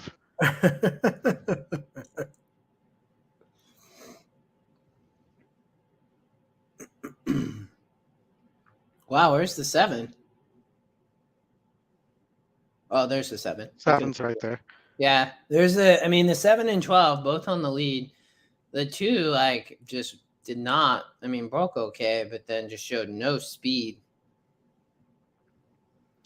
4 big price, right? Big morning line angle, and that horse goes off at 28 to 1, man. 30 to 1. I'm not sure the 7 can go by anybody. 6 is a price too. Here comes the 7, the 12 as well. The 2 is not going to run. 4 horse still has horse, man. This is going to be, the 12 is loaded, but I don't think the 12 is going to. Yeah, I think it's going to be I don't know if the 12 the 4 is going to hold. Man.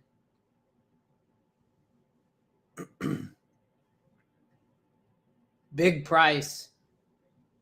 It's going to be close. Yeah, Yep. 4-1. Ugh. Sorry, everybody. And that was Kylie Jordan, the apprentice jockey that's on Tyler's Tribe too. Supposedly that's her skill, getting horses out of the gate. Hey, great job there. I mean, look at that, 7 to 1 on the EquinEdge morning line. You know, I said this horse was cheap speed, so I was obviously wrong. That horse was not cheap speed. You know, when I looked here, I knew this horse is interesting. I knew this horse would be near the pace, but I said couldn't win at an easy lead on a 44 and a 38 back here.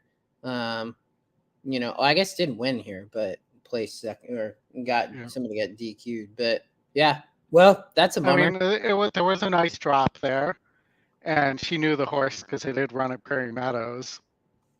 If you look at Prairie Meadows when she was riding it, well, she rode it at Keeneland too. Mm-hmm. And the other thing we missed, go look at the overall wet GSR tab on this horse. Yeah, that is a miss, man. Yeah. I mean, this would have been an immediate ad looking at that, going from, look at that, a 65 to an 82. That hurts Oldy. Like, yeah. I mean, that was there for us. We just missed it. I didn't know if they would have a wet track, but either way, like, that's huge, man. I mean, you get 30-1 on that horse, and you have a wet number like that. Had raced on a good track here, but wow, look at that, 65 to 82, the increase in GS overall. That's huge. All right, Gulfstream race 8. They're a minute. You have 1, 2, 4, 5, 8. I only have 2 prices in the 1 and 4, hoping that one of these horses can stay up on the lead.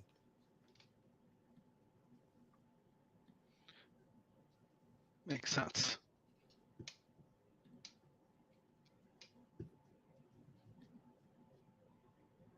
Might have to play my pick 5 back to pick 4.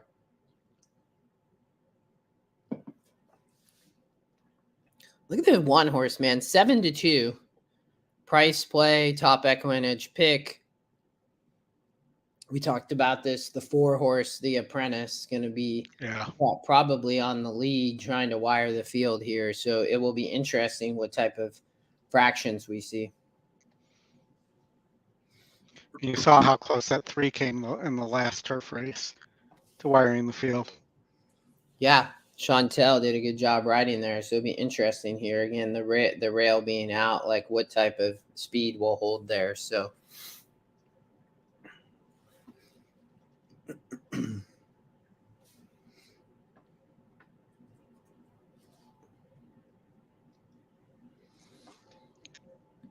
I mean, obviously, I need to beat some favorites here, so let's beat some favorites. You have 1, 2, 4, 5, 8. Yep. Okay.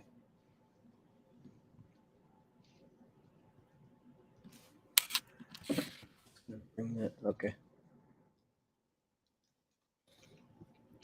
I mean, we talked about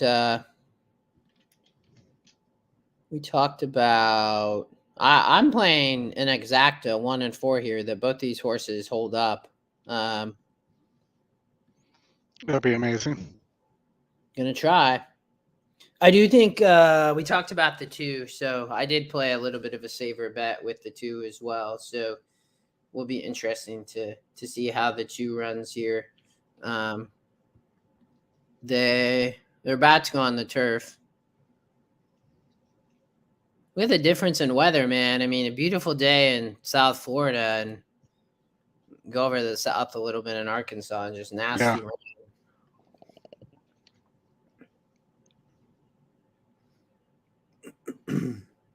Wonder if the weather's similar in Oklahoma and if it's going to be a bad day at Remington as well.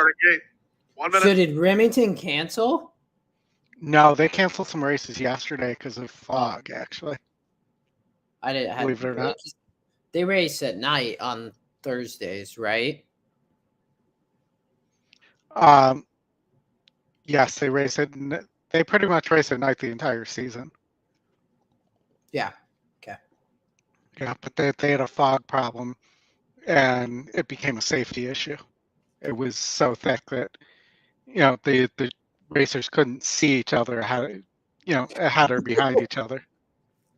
That's wild. You would think that might be important. Mm-hmm, for sure.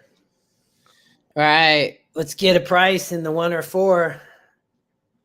You also have, again, 1, 2, 4, 5, 8. So you have the 2, 5, and 8, which 2's gonna probably go off as the favorite. It looks like, and then 5's a price too, though. You got a price in the 5 as well. The And that was horses. that's a Saez horse. It's now post time. Mm-hmm. Lining up and moving in for race number 8, where State Crown Gonna is be the 8 sitting to 5 close favorite to the under jockey lead. Jose Ortiz. Yeah. 7 to 2 respect for number 8, Oglala. It's an open betting board if you can pass the 2 or 8 here.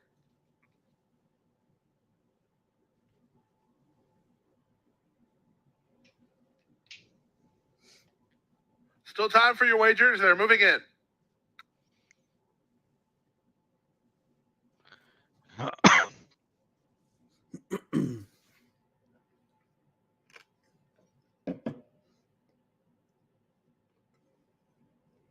Yeah, Razor. The 1. I only have the 1 and 4 in my pick 5. I'm with you, buddy. I think we'd all be happy with the 1 or the 4 here. Right?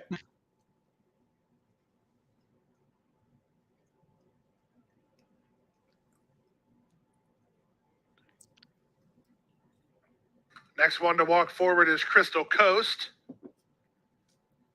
They've put in long shot rough enough, so we're waiting for Tamarindo and looking like a queen. Look how narrow this is with the Tamarindo drawn out wide under jockey Edgar Zayas. and going 12 horses deep here. Yep. Yeah, I mean, it's tough, man. That's where I think we talked about is 12. That's going to be so hard in that post.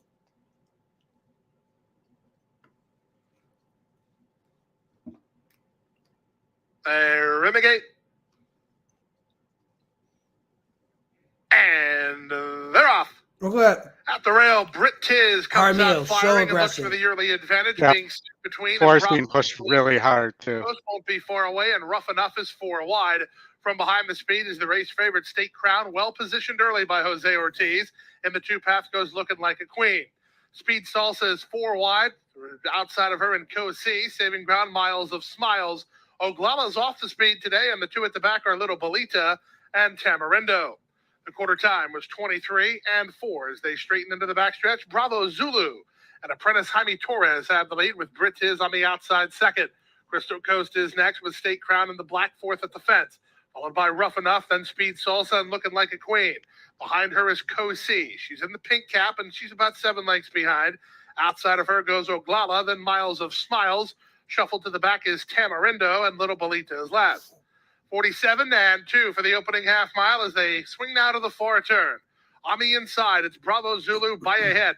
Britt Tiz on the outside second, third in Crystal Coast, 4th in State Here comes your Crown. 1. Here comes Rough my enough. 5. Started wide as Oglala, trying to 5's work into the loaded, clear. man. Right ahead of her is Speed Yeah, Salsa. but who knows whether he'll pass the Inside horse. goes Co C, Or and he'll back hang to here. the bridge. 3/4, 111-2. They straighten for the drive, and loose for the drive is the favorite State Crown. Up to take the lead is Crystal 8's Coast. loaded too. Crystal Coast with an 1/8 of a mile to go is in front. State Crown is second. Nice. Come on, stay up. Stay up. Down the center, Oglala, 2 not splitting gonna catch horses him, looking dude. like a Nice queen. done. Crystal Coast is clear. Crystal Coast is in front. State Boom. Crown second, looking like a queen third. Then Oglala and Tamarindo in. We really do need some boom graphics. It would be good. Well done. That's good price, man. 8-1. Saez, like, he Yeah. rode nice there. I don't know how you get Saez at 8-1 there. Yeah, I mean, see, that horse just sat right off the lead. I mean, it was, again, the pace. It's so hard to get up there with the rail out like that, but he found a great position. 2 horse, I mean, did it come 5-2? I Yeah. believe it did. Yeah, the 8 ran well too. So it was we would have had the super if we played just the horses I used there. Yeah, the And the 6. Well, the 6 got third. And the 12 that I talked about. Oh yeah, you're right. The 6 did get third, but the 12 that I talked about was in 5th. So was it the 6 or was it the? Yeah, you're right. It was the 6. Sorry. Yes. Yeah, Boom. this horse, we talked about this horse, man. This horse fit here. It probably wasn't going to win, but gets a GSR increase. Like, I mean, great, super high 5. I mean, the 2 got second, but that's a good boom. Very nice. It's I gonna mean, That's Mhm. definitely going to pay. Yep. All right. We never even got to Golden Gate, but that's okay. I sent you my Golden Gate in Teams, so if you pull that, I have something for everybody there. I have a front running single option. How much was your ticket? 120. All right. And then you tell me, I had the 6 and 7 here. Who else did you like? Hold on, let me grab my ticket here. My I mouse can is pull it up. I can pull messing it with up. me here. Hold on, I got it. So I had the 2, 4 through 7 here. The 2 through 4, 6, same as you have. Then I singled the 7 in the third leg. So you.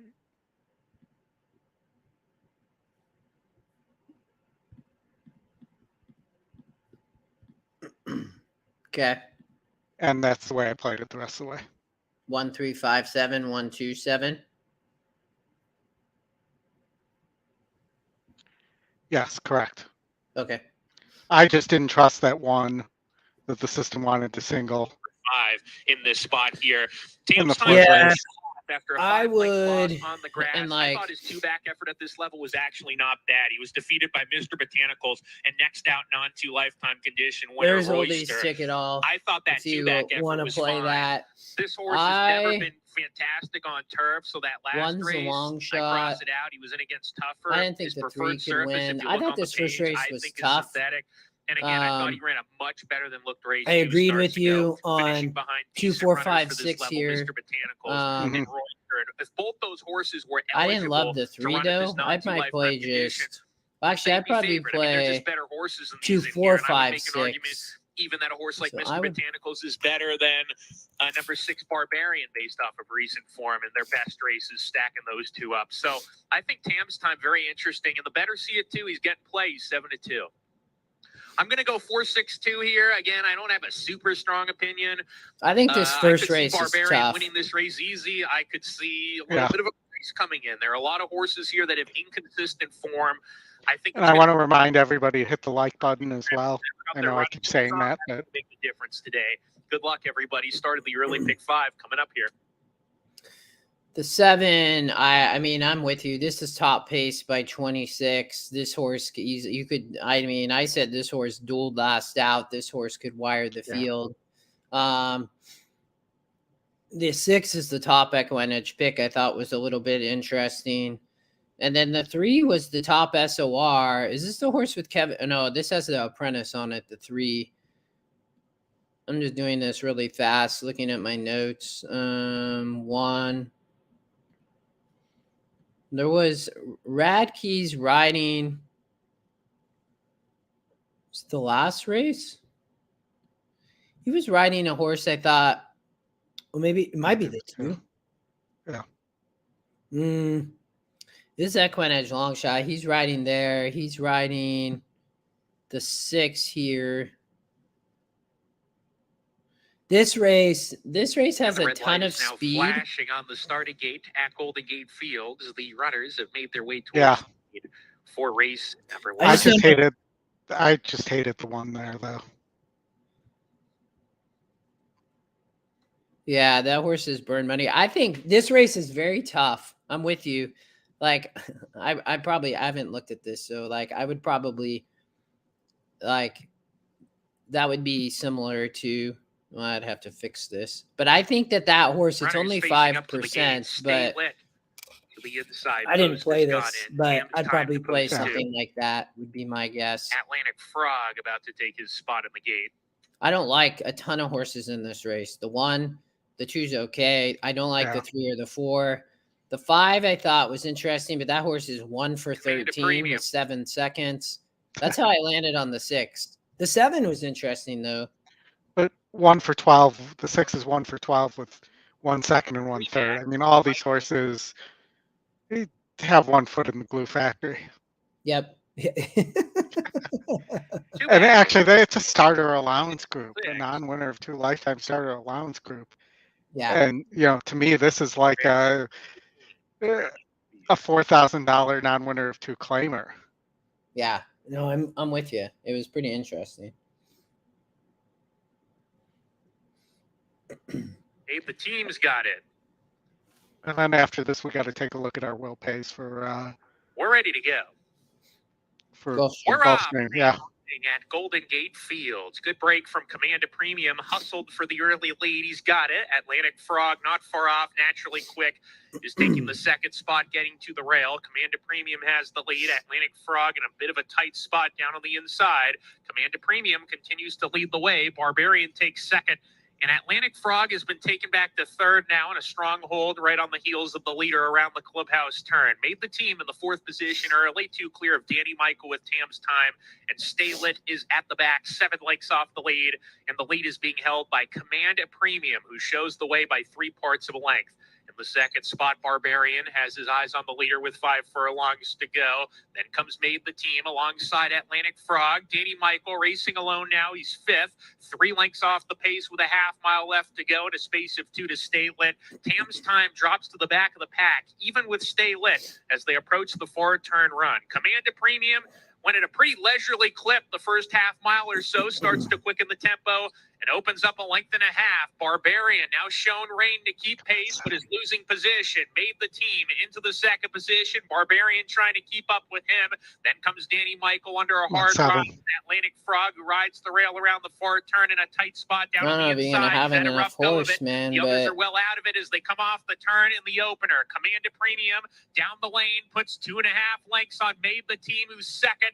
Danny Michael trying to rally on, a little bit green down the lane. Barbarian's giving way, but as they hit the 16th pole, I'll take second choice there. and nobody will catch him. Command I mean, I would have rather had the 7, but today, or the and Command 5. Premium wins it easily. Danny Michael's second. Tam's time was third across the line, just ahead of Stay Lit and Barbarian. there's your pick 5s, Oldie. What do you have? Hold on. It is. We are 2 through 4 and the 8. Yeah, so anywhere from 180s to 8, and then Ugh. 575, 1,000, or 704. Hey, I mean, the 8, it's because all the chalk. I mean, you had chalk in the first and chalk in the third. So I think that's the only problem there. So, but I mean, we got 9 minutes till Oaklawn. Yes. Yeah. Let's look there. I'm playing my ticket back in a pick 4. Let me pull this up. Mine's like 48 maybe. Yeah. That's mine. Yours would be 40. Yeah. Yeah, I think I have to for that.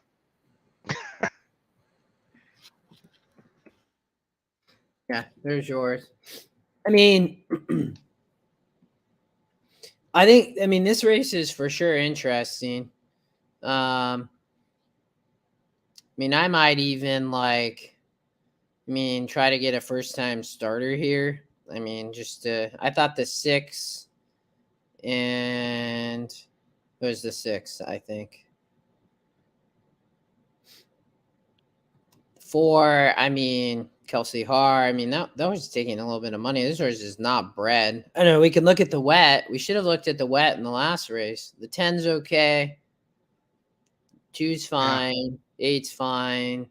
3. That would have been the point to use it, so. It's a little late now. That'd be my pick 4 in the late. But, yeah, I mean, well, let's get your pick 5 home. Yeah. Mine's done. Let's see here. Golden Gate. There's yours. You got, who won there at Golden Gate? The 7. I'm sorry, the 4, not the 7. 7 was who Okay. I wanted to win. Yeah, the 7 was the price. This Yeah. race did look a little bit interesting. I like. Oh, the 7 Radke rode too. He just Yeah. couldn't get that horse home. I put unsure can pass horses, and that's what happened, right? Yep. Okay. And the 4, they knew that he knew who was the jockey in the 4. William Anton Georgie. Yeah, I mean, Anton Georgi clearly knew that horse needed the lead, and the 3 just quit as soon as the 4 took over the lead there too and got to the lead. I think if I remember correctly, this is the race, if you look at the GSR tab, that the 6 was the bottom GSR, even though it was the top pick. Yeah. So that was one of the reasons I chose to play against the 6 here, but I could have probably figured out that I could have singled the 4, being the top win percentage and top GSR there. Yeah. I mean, Ann was on the lead, right? So, Yep. I mean, well done. I mean, you advanced, so that's good.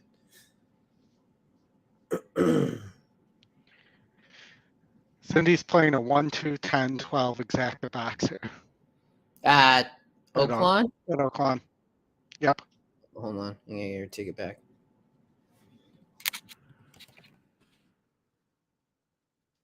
So I'm going to keep that because I might look at that Golden Gate sequence here in a little bit. But so let's Maybe you put a pick 4 out. Yeah. For Golden Gate. Yeah, I can look here in a minute. It'll probably be somewhat similar. I just need to find where to single, but we'll come back to that. So Oaklawn, right? I mean, the 10, top win, top GSR. I said Cora Mendel. I mean, good work pattern. I mean, working every 7 days. There was a gap here, was my only concern. So I'm not sure what happened, but. And I will tell you the name angle here. My mom actually lives in a complex called Coromandel. Really? Yes. Does that mean something? I never looked, so I'm not sure, but if anybody in the chat knows, go right ahead and tell us, though. I think the 8 will be interesting here, Honey Camp. EquinEdge long shot, first time starter, one of the best angles, I'm going to call it one of the oldest angles in the book at this point. Chris is putting the 3 on top. Rory, we'll cover Los Al tomorrow here in about an hour, Oldie? No, soon. No, 20 minutes. Like a half hour. Yeah. Yeah, after this Gulfstream race. It's going to be good. Some good racing at Los Al for sure. Yeah.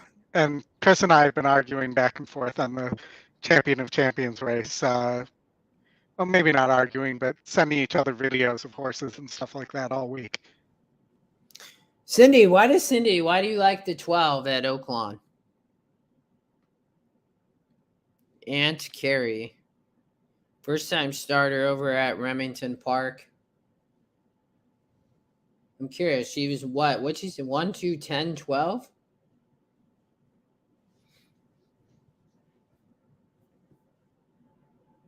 I think the 8's going to run.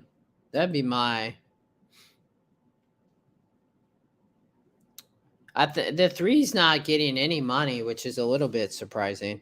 Yeah. I mean, the 3 and the 2 are going to be up there on the front end. And, we've been talking about the pace there. And the 10's flat, too. 4-1. It's pretty much an overlay at this point. I would not be surprised to see this horse win, though. I don't know. I think this horse has a huge shot. I like the 10 and 8. I think the 2 and 3 is, these are second-time starters, right? For sure, Ken. This horse ran. They both ran on the front end and, first time out. So would not be surprised to see them both improve and win here. The 10, though, comes out. This is just like at Del Mar last weekend. I mean, this horse is a first-time starter. The morning line they set at 5-2 and just getting no love. I mean, going to go off at 7-2 would be wild. Yeah. Look at how accurate the morning line was, though, on the 8. I mean, granted, the 3 isn't taking any money, but on the 8. Mm-hmm. Mm-hmm. I mean, Garcia is riding for what? Out Cates. Must be. Looks like maybe he's coming over from Louisiana, but it is an Arkansas bred. So I haven't followed Garcia that closely lately, but it looks like his win percentage is way down. who's this? Garcia. Gennaro Garcia. No, Martin. Oh, on here, yeah. Yeah. I know. I don't know how much he I mean, rides. I mean, where has he been riding? I think at Churchill and Keeneland. Oh, But okay. he was at one point like a 18% jockey. Mm-hmm. Cindy says the wet GSR in the 12. Ah, very nice. You should have told us that, or Chris, the last race. Oh yeah, for sure. A couple points. Nice. And I am not familiar with that sire at all, being that these are Arkansas state breds. A lot of these look to be fine on the wet. Would be interesting. Let's see real fast here. So if I look at, I just like the 10 with the GSR. I think this Yeah. horse is gonna run.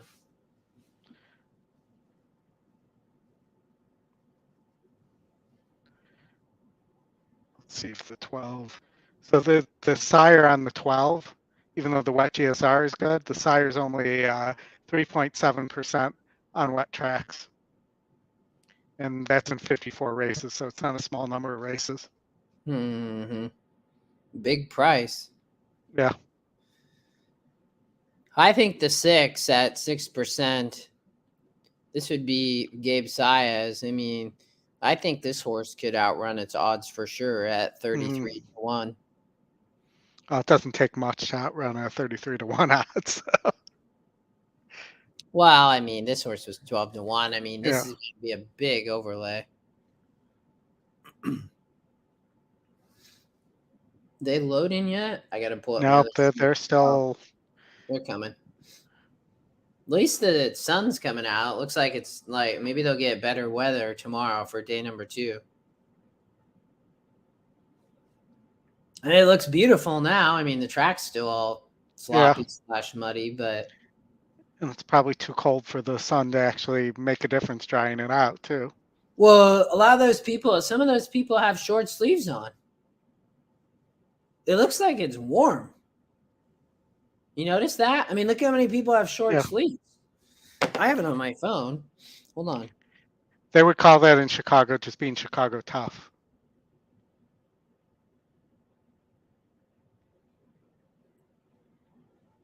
You would 100% see somebody today when it's like 31 degrees out in short sleeves and shorts.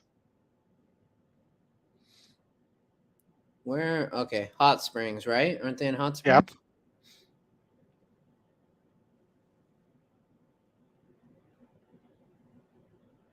I have all these tracks in my phone. 65. Oh, nice. Yeah, not bad. That sounds like a nice day. 3 is getting no love. Look at that. I mean, the 2 is getting all the money versus the 3, who's 7-1.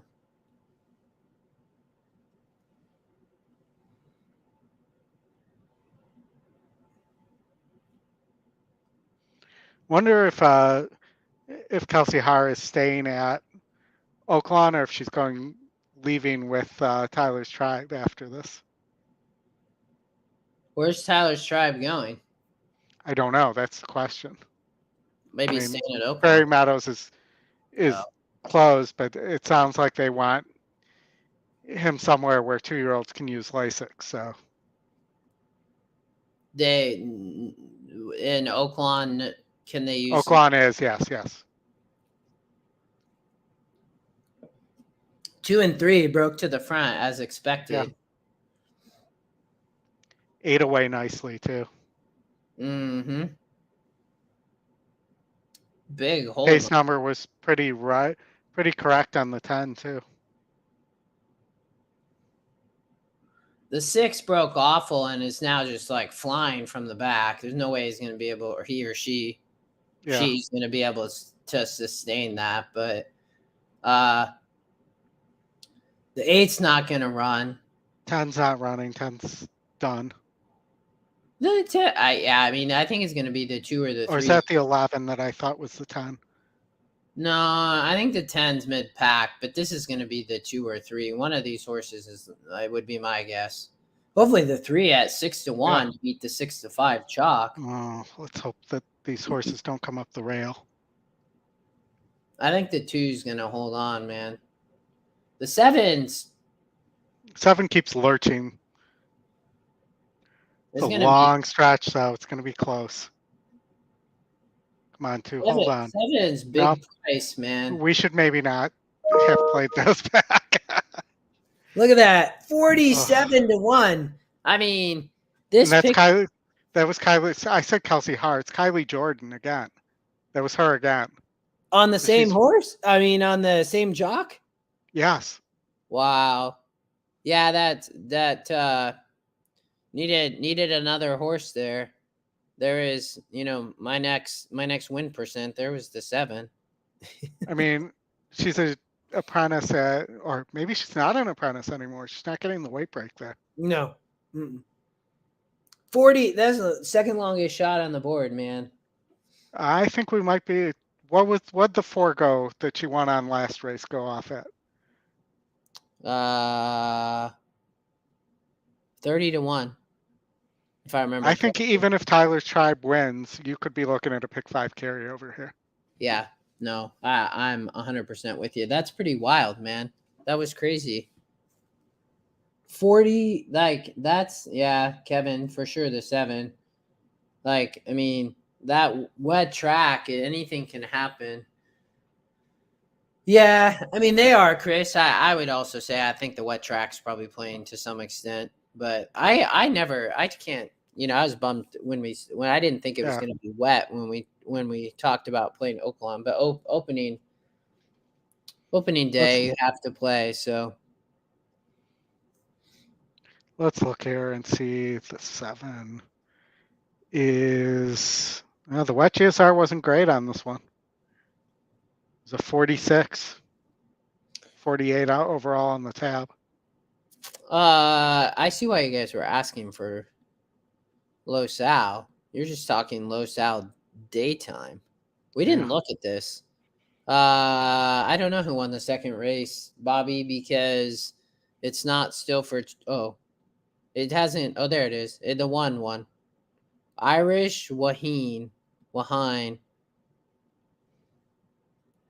the apprentice, the youngin, Armando Aguiar. I forgot that they had. I knew they were racing tomorrow. I didn't realize they were opening today. So, all right, Oldy, you have the Gulfstream's got 3 minutes.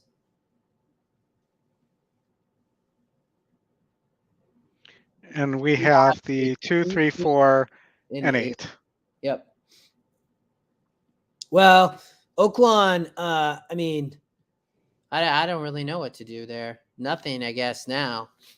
My single is in the next race, so I will be curious what type of not that it matters because I didn't have either long shot. So will be interesting to see what happens there. I would love to get the 2 or the 4 here. We talked about Never the 4, who, when you look back at Never's synthetic form, right? I mean, this horse ran okay. And then they went on the turf and shipped over to Monmouth after being at Gulfstream, and this horse just didn't run. I'm guessing at some point, there's trainer change now coming back. Yeah. One of the Miraz. So I mean, this would be the upset choice if I was to say. You talked a little bit about the two.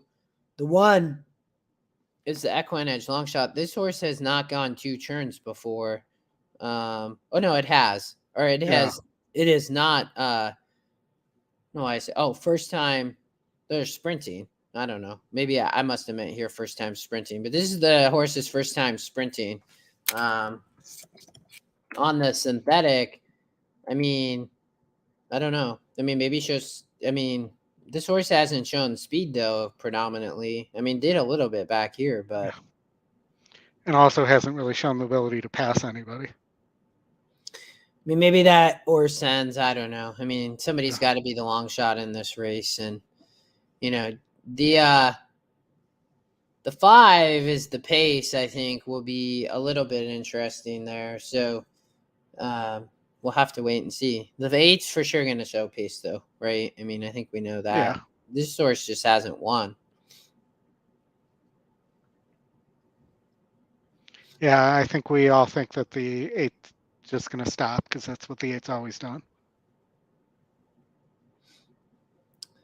We got Golden Gate coming up. I didn't like the 3 here at all, but the 3 is the favorite at Golden Gate, which is pretty wild. I think this Golden Gate's a tough sequence. That was your ticket, Oldy. You got through. You're singled to the 7 in race 3.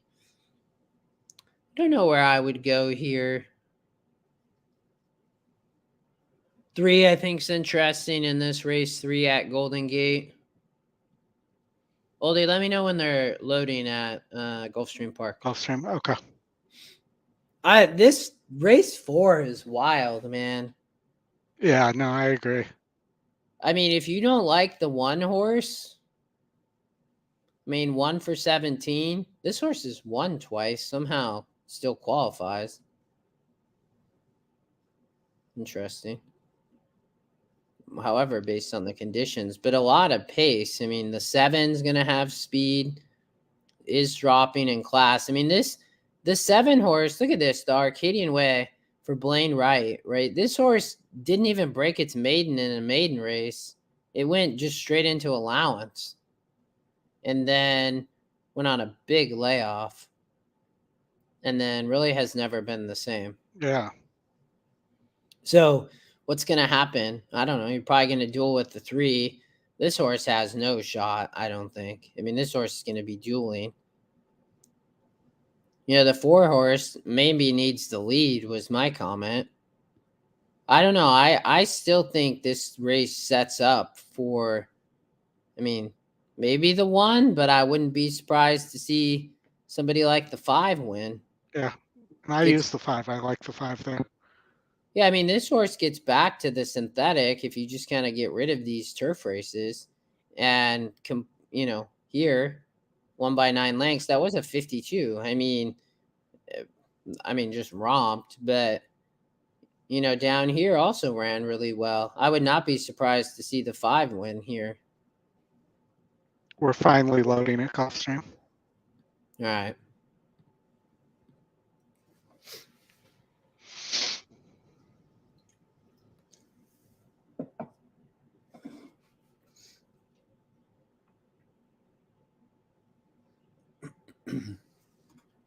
No sound yet.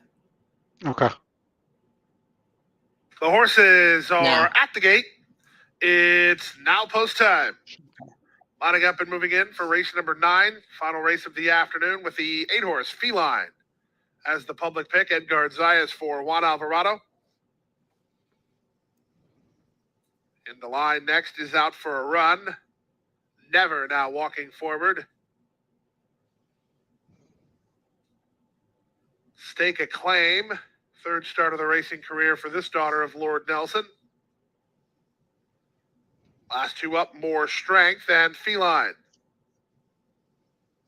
A 12:10 start time for a Saturday in South Florida. We hope you'll be part of it. Feline, Edgard Zayas, final race favorite to take the outside gate. All set. And runners away. Perfect start From between horses, Never and Stake a Claim, the first two out. Morelos that hard at eight, work on man. Stake a Claim. Yeah, our four's running like we thought. Strength, widest of all, and Feline. Next at the rail, Miss McBride racing ahead of Out for a Run, and Zen is last. Inside half a mile from the finish as they swing to the fore turn. be the eight. Never and Jaramillo lead by a neck. I wouldn't Stake a say Claim yet, is second. man. Feline is a 3 wide third. More strength is Jaramillo, I there don't fourth. think's let the Out for a four Run is go. up to fifth, getting around Miss McBride, and the trailer is Zen. They run to the top of the stretch, a quarter of a mile from home. Never still has the lead. Two Now paths, you're Stake gonna a have to Claim, ask. 3 wide, Feline, Mhm. fourth and more strength, then Out for a Run, and they're at the top of the stretch. 3/16 remaining. It's still Never in front. From between horses and Stake a You have Claim, the at the rail, seven? more strength, down the center and Feline. Final I eight did not have the 7. is And 30 the to 8's going to 1. come up short again. More strength in the midst of an upset here. More strength is in front. Well, we knew one thing. We knew the 8 wasn't going to win there. Yeah, I mean, bombs away. 30 to 1. Wow. Sorry, buddy. Though Yeah, what are you going to do? I mean, that horse was 5%, but that's tough. Golden Gate, they're getting close. You are 2, 3, 4, 6. I'm 1. I would. Oh no, 2. I'm 2, 4, 5, 6. I don't know why. I mean, I just don't like the 3 horse here. The 3 probably going to be the favorite.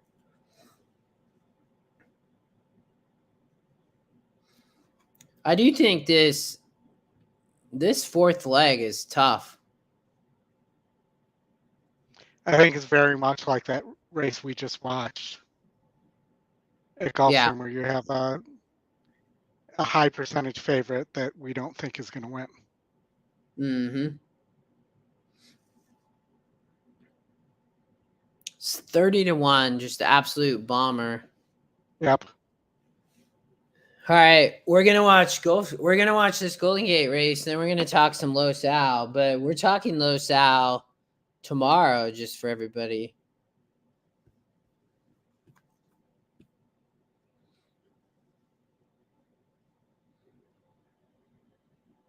We are blank screen right now on both.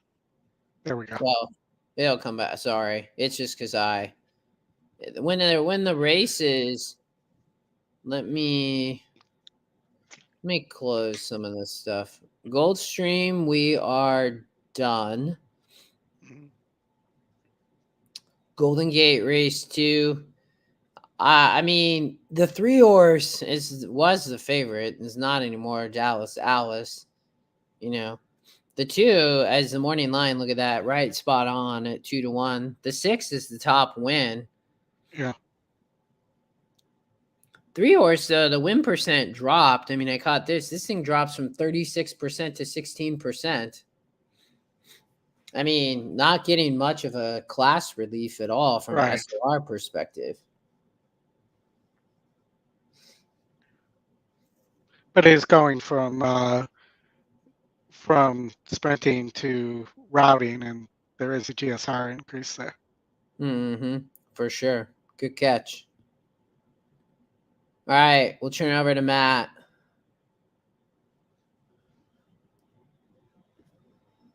Good luck, Oldy.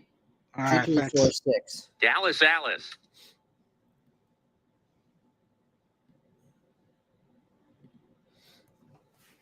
Bourbon Glaze.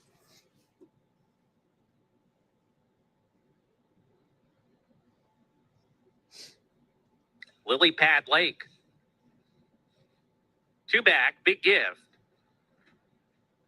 And after Big Gift, Night Cruiser to round out the field. Here's Night Cruiser.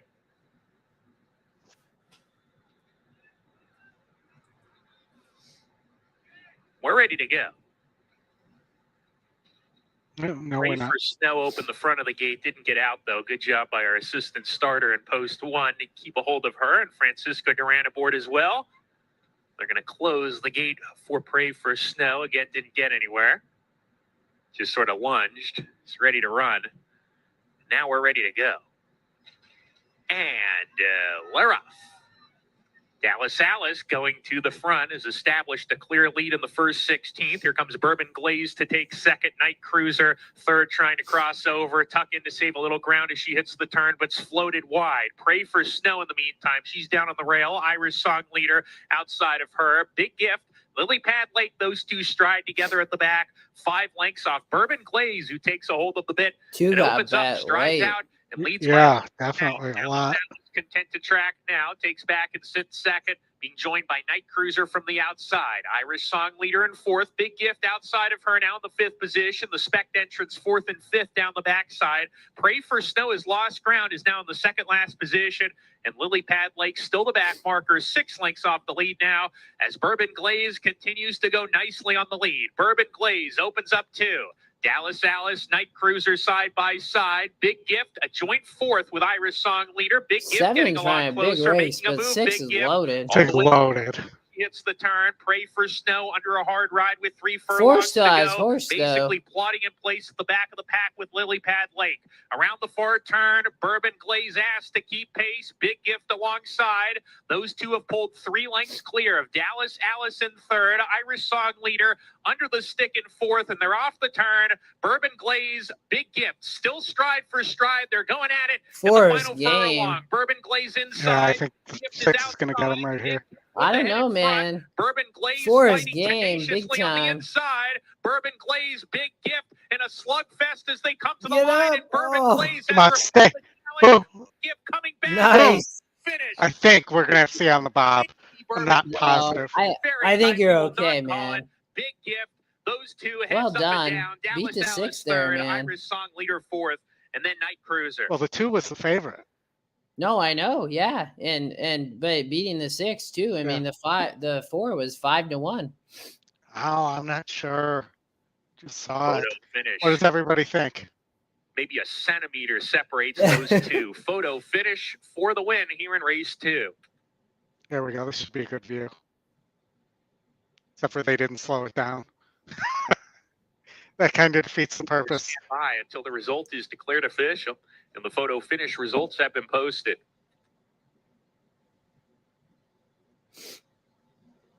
Oh, Boom. there's the 4. 4. Bourbon Glaze was first. Nice. Well, now we got to hit that single. All right, let's we have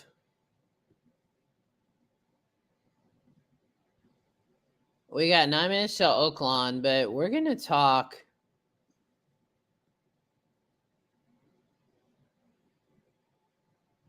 tomorrow.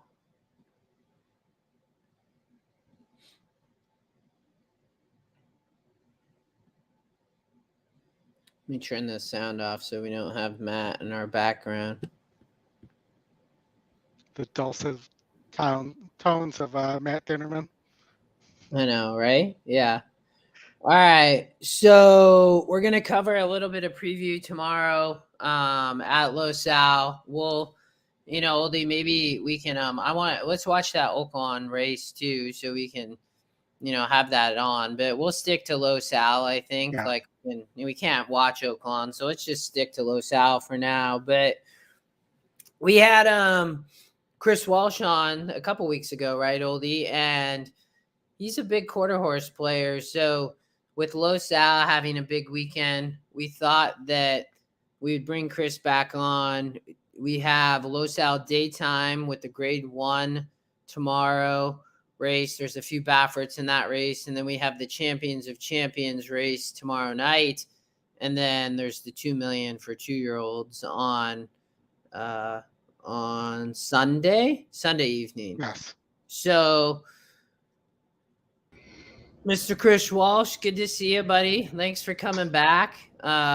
We have, Oldie here. You two are good buddies. I appreciate you coming back on. How's it been going?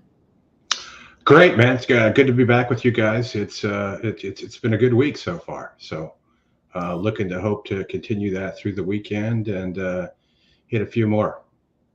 Yeah, you hit super high 5. What, $7,000 earlier this week? Yeah, Tuesday night at Mountaineer, I had nothing really going on, and I was doing a few other things. I had TVG going, and I heard there was a 2,000 or some odd amount of dollars in a carryover at the Super High Five, and I like, okay. So I pulled up EE and looked at the race, and there was one. The 8 horse was the 2-to-1 favorite, and was not any of the top EE picks, but it was a top win percentage. Horse has done well on the mud as well. So I figured let's just single that horse, and really then just went through the win percentages and eliminated some horses here and there, and came up with a $60 ticket with the single of the 8, and it was on December. What day was it? What the day 6th, December 6th. was this? And single the 8, and then just took 5 horses in second, third, fourth, and fifth position. So they have a 50-cent base there, and I played it for $60, and the 8 went to the lead and just never was going to be beaten. And I thought I had it live when they flashed by the screen, but when they did the replay, I could tell that I got it. I had tossed the 7, and he was coming on, but ended up with a 20-to-1 in second place, and then like the 6 horse, which was 16-to-1, ran 5th. So there was the 8, the 9, and the 5, which were all logicals in there. I thought, okay, cool. Maybe pay $800-900, maybe $1,000 or whatnot. I was stunned when it came back, and I had the only ticket for $7,500. So that was pretty cool. Well, cool, man. Congrats. I love hearing stories like that. So there's tomorrow, right? There's an early late daily double, correct? Yeah. Daytime Los Al, and then we have the Champions of Champions in the evening. Amazing race. But we have the grade 1 Starlet Stakes. There's a few Baffords in here. Oldy, Chris, why don't you start? What'd you think about this race, and is Baffert gonna win? So the only 2 horses I liked in this race were the 3 and the 5, and I know that's pretty chalky in terms of that there are not a lot of other prices here. The 3 is a heavy favorite. I don't know.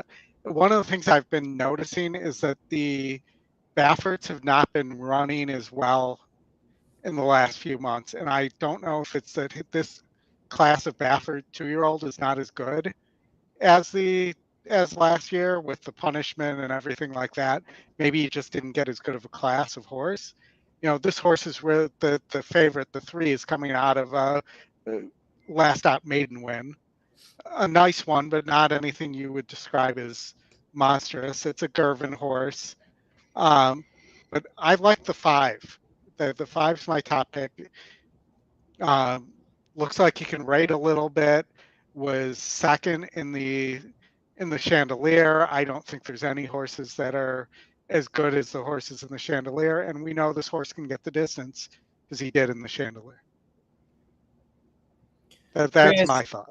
Yeah, I actually agree with you, Oldy, so I'm not even going to comment. We'll go to you, Chris. What were your thoughts on the daytime grade 1?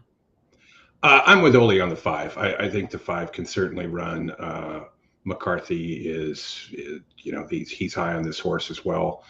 The only thing that I'm really perplexed with is Mike Smith at Los Al. Not the best of rides that he gives those horses there, and the mile track there is funny. I think it's a little over a mile actually, but the daytime thoroughbred track there is a little funny because the turns are very, very tight, and the stretch is the longest stretch in North America. So a lot of times guys will make a move that's way too soon, and then they get eaten up in the stretch. I like the 7 on the outside there. I think that horse has some promise. It's one of its last 2. The other thing that makes this really difficult to handicap is that when Baffert has won Starlets here before at Los Al since they moved from Hollywood, it was typically with his Los Al strength that Mike Marlowe handles there. These are not those horses. So everybody's shipping in. Nobody has any works over the track. It's a little bit different than Santa Anita and Del Mar. So for those reasons, I'm going to play a double, and it's a dollar base. It's a special double, so you'll have to kind of look for that somewhere. I'm going to watch the odds on that a lot in terms of what the probables are between daytime and nighttime. But I mean, look at the three. The three, go back and look at the three, and look at the strength of race on the three. If you go back to the main screen and sort them, what do you see? Yeah, That's huge. the only thing I would say though, right, is like these are all just lightly raced babies still. I mean, Sure. That would be my only perspective on that. Like this is, I mean, it's only had one start. Although, right, it's insanely tough to drop from a main special straight into a grade 1. Yeah, and Baffert could do that, and Pratt's riding the horse, so look for a standard good Pratt ride. I mean, it's odd for him to be running at Losal, but I think he's just hanging out here through the winter until Santa Anita gets started. He's just going to ride some stakes there. But for the double, I'm going to go and lean more towards the 5 and 7 because there's really no value in the 3. If you wanted to play a double with the 3, then I would suggest like the 3 to powerful favorite that we'll get to in the next one, who will be a bit more of a price because otherwise it's just not going to pay. The other Baffert in here is also interesting as well. I believe that's the 4 horse. EquinEdge long shot. Yeah. He has 2. The 1 and 4 he also has. Yeah, the 4. The rule with the multiple Bafferts is but the one with the longest price, right? Because we saw that at Del Mar over the summer, but I don't know if this horse can get here either. But it might be worth looking at if you're playing multiple race exotics and whatnot during the daytime. I don't think the 3 is a single, but he could run off the page. He could run off the screen as well and make me look foolish. So, but to each his own there. I'm just not going to, I'm going to lean towards the 5 and the 7 and work double tickets around that. Yeah, I was 3 and 5. I mean, the 7, I guess my question is like, is this horse going to be able to rate just based on looking at the limits running lines was my main question. Because in this horse going 2 turns, so I think it's kind of a question, right? I mean, the horse is bred fine. I mean, not that it's like outstanding, but top number is 9 furlongs. So, and then it's a bunch of sprint distances. But I think that would be my question on the 7. I mean, the 3, I guess, is like, and I didn't watch this race. I probably will, but like, how impressive was she? I mean, it looks easy just based on the running lines. In hand late, and obviously to your point, Pratt's aboard and continually rides, back here. So, but I agreed with you guys on the 5. I mean, very interesting. I mean, this horse ran in a 76 in the Chandelier, right? And, jumps from 7 to 18% and win now and was second. So, I mean, for sure she can improve. So, yeah, Baffert's won this race 2 years in a row, and he won it a ton at Hollywood as well. So the other interesting one in here is the one that Hernandez is riding. I didn't think he was really going to get a lot of love. The Pride of the Nile, the Doug O'Neill horse. Yeah, the Doug O'Neill horse in disguise. But yeah. Juan knows this track as well. Going turf to dirt. I mean, Doug's made this move before. With younger horses that have only raced on the turf and gone to the dirt and got a score. And then you've got the JJ factor as well. He tends to just improve horses a lot more than, say, Abel Cedillo. Mm-hmm. For sure.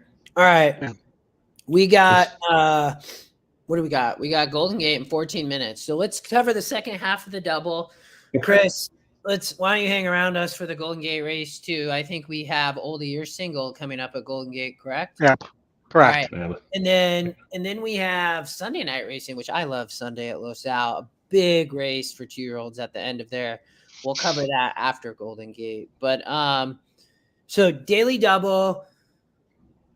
Chris, you're 5'7". Oldy, you're 3'5". I would say 3'5". I would play the 3 and the double just because I like a couple prices in the evening. So let's jump to the evening race. Race 8. So 440 yards, right? And Chris, you sent me a message and you're like, hey man, what do you think of the pace? I've never seen this. Like, it's just, I mean, the pace numbers, and for EquinEdge users, like this thing is spot on quarter horses, spot on anything, right? But on quarter horses, like this pace number is monstrous. Every horse is 99. Yeah. It's going to be a whole wall from start to finish. I don't think it's going to quite work out like that, but this is going to be a really good race. One thing we should mention too is that there is a chance of some rain there in Orange County on Saturday. So definitely check all that. Most of everything that I'm talking about today is not been handicapped for a wet track.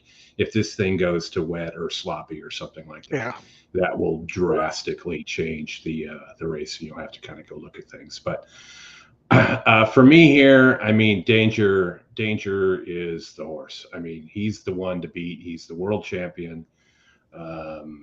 He's just the one to beat. If you go to the lifetime tab there, Justin. On the 2? No, just close that out. Just go to the sort them all by the lifetime. Oh, you're talking about there you go. There you go. Look at that. This horse has won 21 races and most of them, all but one, have been at 440 yards. The one that he didn't hit the board on is that 400-yard race where he didn't get away too well. But you can't argue with the amount of wins that this horse has. It's right next to Bomb Cyclone, who, I don't know if you guys watched the post position, but the owners and trainers got to pick based upon a draw which post position they want. And the one hole, it was not where Bomb Cyclone got stuck. They intentionally went there because he has run so well from the inside post. That's so how did that work? Like that's why I love having you on. Like, so how did the post draw? How did they get to choose? I believe that they did a blind draw in terms of who got what position, in terms of where you got to pick. I know the 10 horse, they went straight to the 10 spot. A few of the other ones like the inside posts, and then obviously as things fill up, you're kind of limited to where you go. But with Danger being right next to Bomb Cyclone, who also is super fast and quick out of the gate, that is just going to make him faster. And there's nobody that's run a 440 any faster than Danger. So he is really going to be tough. And I don't know if Ed screwed up the morning line or not, but I thought for sure Danger would have been the morning line favorite, but he's not. It's Apolitical Pence, and I'm guessing that's due to the local support he's going to get for winning the last 2 runnings of this. So winning 3 in a row would be I don't think anybody's ever won 3 in a row, but he's kind of stuck in the middle. He's next to Powerful Favorite, who can be a pain in the ass out of the gate.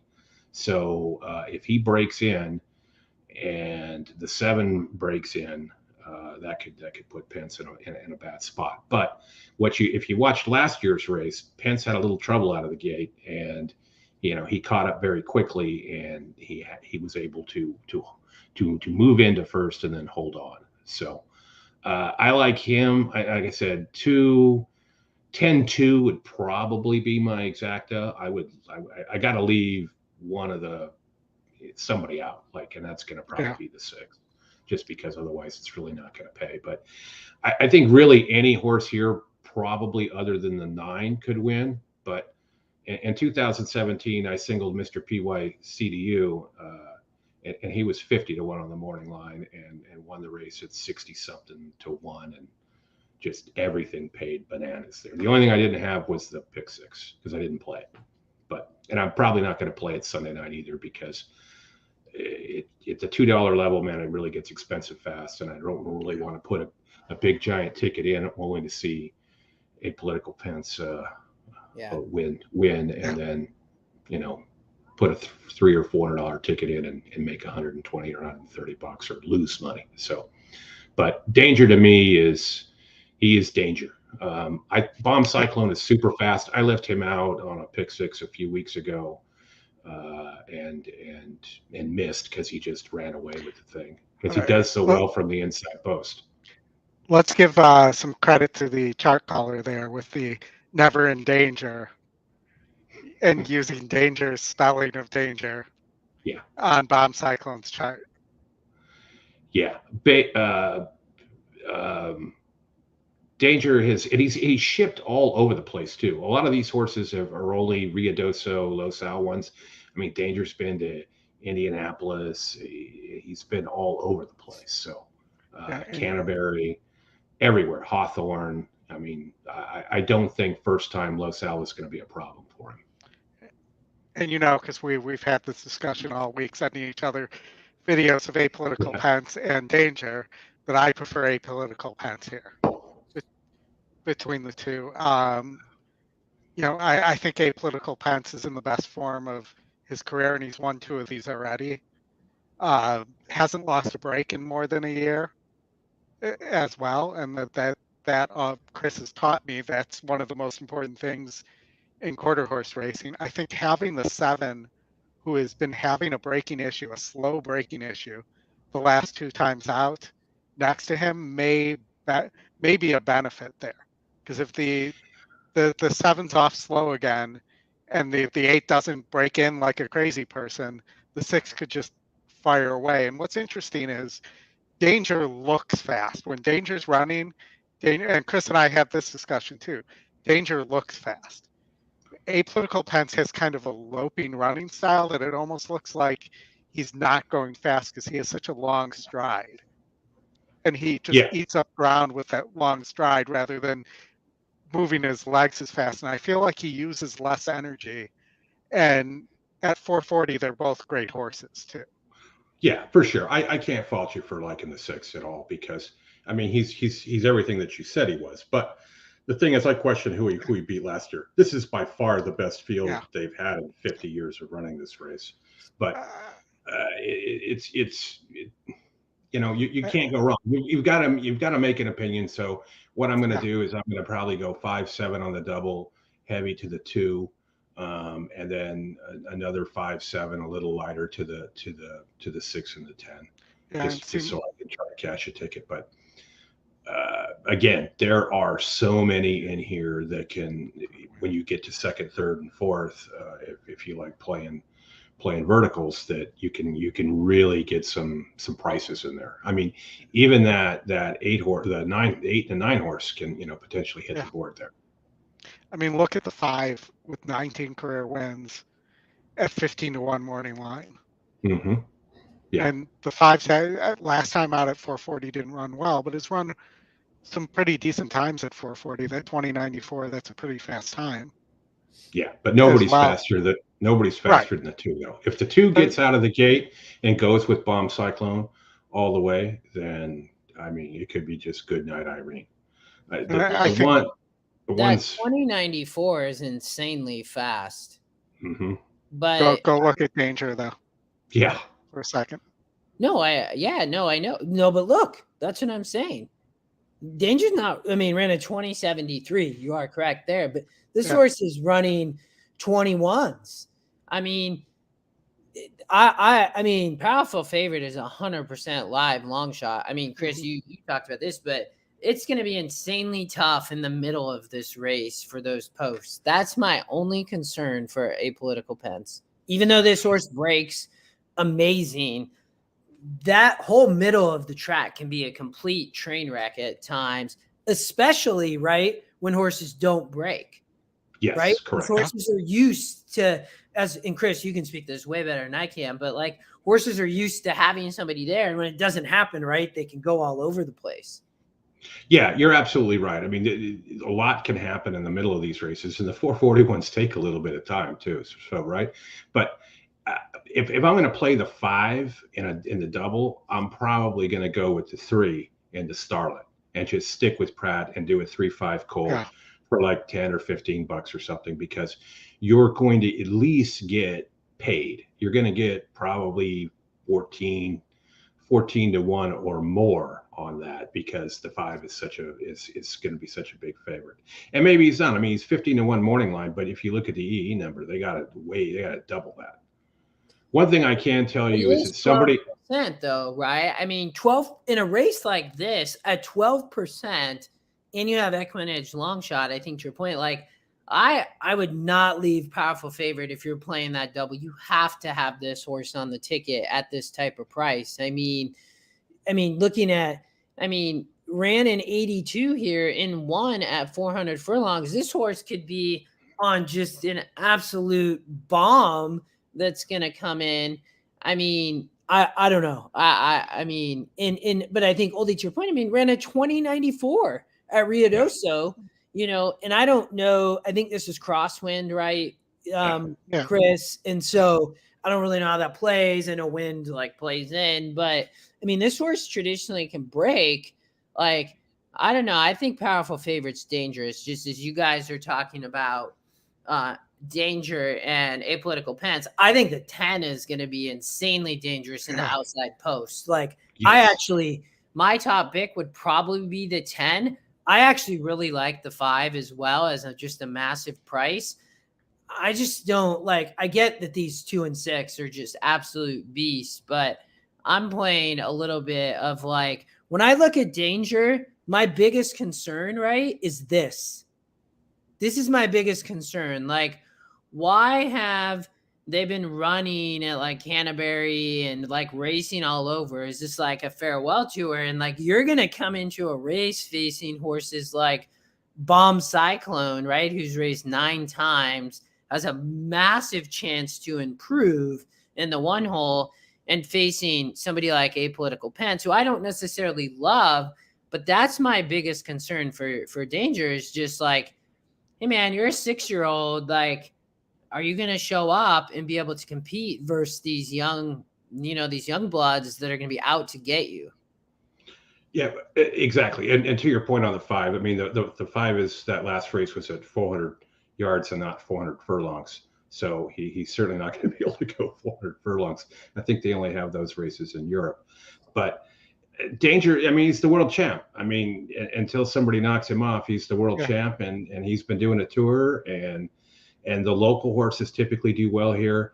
Bomb Cyclone is, I think, really, it's facing older, so that's usually a kind of a big hurdle to make there too. But the 10 is, the 50 to 1 morning line that I singled came from the 10 hole. The 10 hole is king at Los Alamitos. And typically if you go, and I think he had the 10 hole before in a race at Los Al. Right here. Yeah. And he broke good. So that's good to see, because a lot of times when horses first get the 10 hole at Los Al, because there's a large gap there, they tend to break out. And you can break out a little bit here. You can break a little bit at 440 and do okay, but you cannot at like 330 or 350. You break out that bad, you're up against it. I think this horse can still improve, right? Has a ton of wins, right? One has been at Los Al, to your point, predominantly recently. Like, they probably were pointed for this, right? Just misses here. Yes, going to 440, which it raced last out, but that's not a problem, right? This horse, I think the 10's dangerous. So, well, that you can comment, but we have Golden Gate. Yeah, I know. Here in a minute. I'm just going to comment on the 10. The 10 and Apolitical Pence faced each other. It was 2 back for Apolitical Pence and last race for the 10. And the break decided the race. 100%. The 10 broke second and just couldn't get to Apolitical Pence. It was a 2-horse race. The 10 was the favorite, actually, not Apolitical Pence. The question is, if Apolitical Pence gets away cleanly, I think he finishes ahead of the 10. Doesn't mean he wins, but he finishes ahead of the 10. Yeah. I think the biggest risk, right, is dead like center of this field. Yeah. I do think if the 7 is the complete wild card, I would tell you, in some of the way I think about this race, because if this horse actually does break, it's going to run a massive race. That's a huge if, though, to your point. It's been off slow. So, but I think that's the concern, obviously, with the 6, right? If the 7 doesn't break, or what goes on in the middle of this race, right? It's going to set up for the 1 or 10, in my opinion, or the 2, right? Danger. So it's going to be fun to watch. Like, I love quarter horse races. I really do. We can come back to this. Let's watch Golden Gate. Oldy, you're singled to the 7. I did play that pick 4 ticket. I had 1, 3, 6, 7. Big Difference has got it. Good luck, Oldy. Thank you. Yeah. Bring it Thank you home. very much. Money Bring Muncher it home. trotting up to the gate. Can you hear sound okay, guys? Yeah, you're good. Okay. Yeah. The 1 did. My single one at Oaklawn. FYI, Lexi, I saw your Muncher note. goes in. Novu to the outside post. Of course. And then after Novu, Oakdale Road to round out the field. Here's Oakdale Road.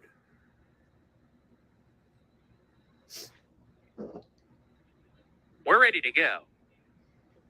It's showtime. We're having trouble with that 4 in there. Mm-hmm.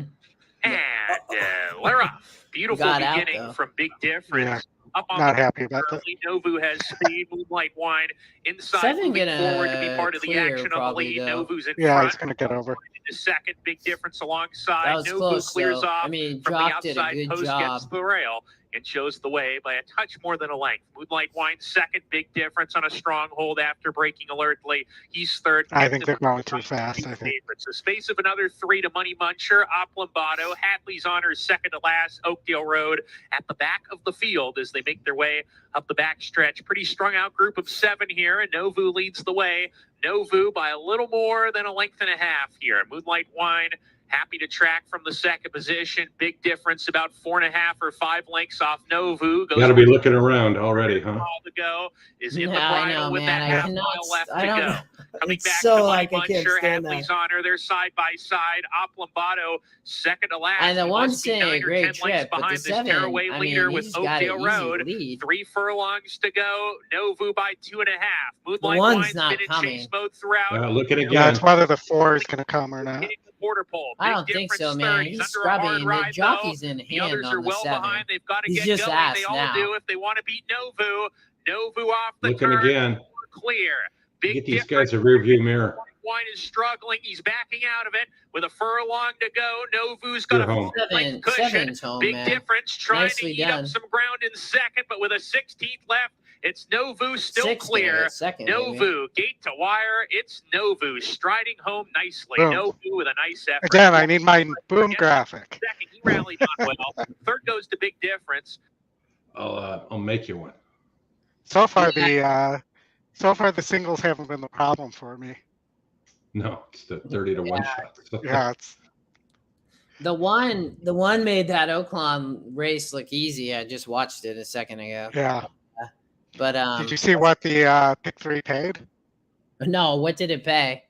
$8,000. Oh my goodness. That's insane for a pick 3. Wow. But had the 12 gotten there, it would have paid $43,000. The 12 that finished second. Wow, that's crazy. There were several 3 out of 4 payments that were live on the pick 3 there. Wow, that's insane, man. That's pretty crazy. The one though, like, I mean, we talked a lot about that. That's a bummer. I wish somehow when we played back that pick 4, we somehow added the 7. Yes, that's a good single, Oldie. All right, we talked through this, I think, enough.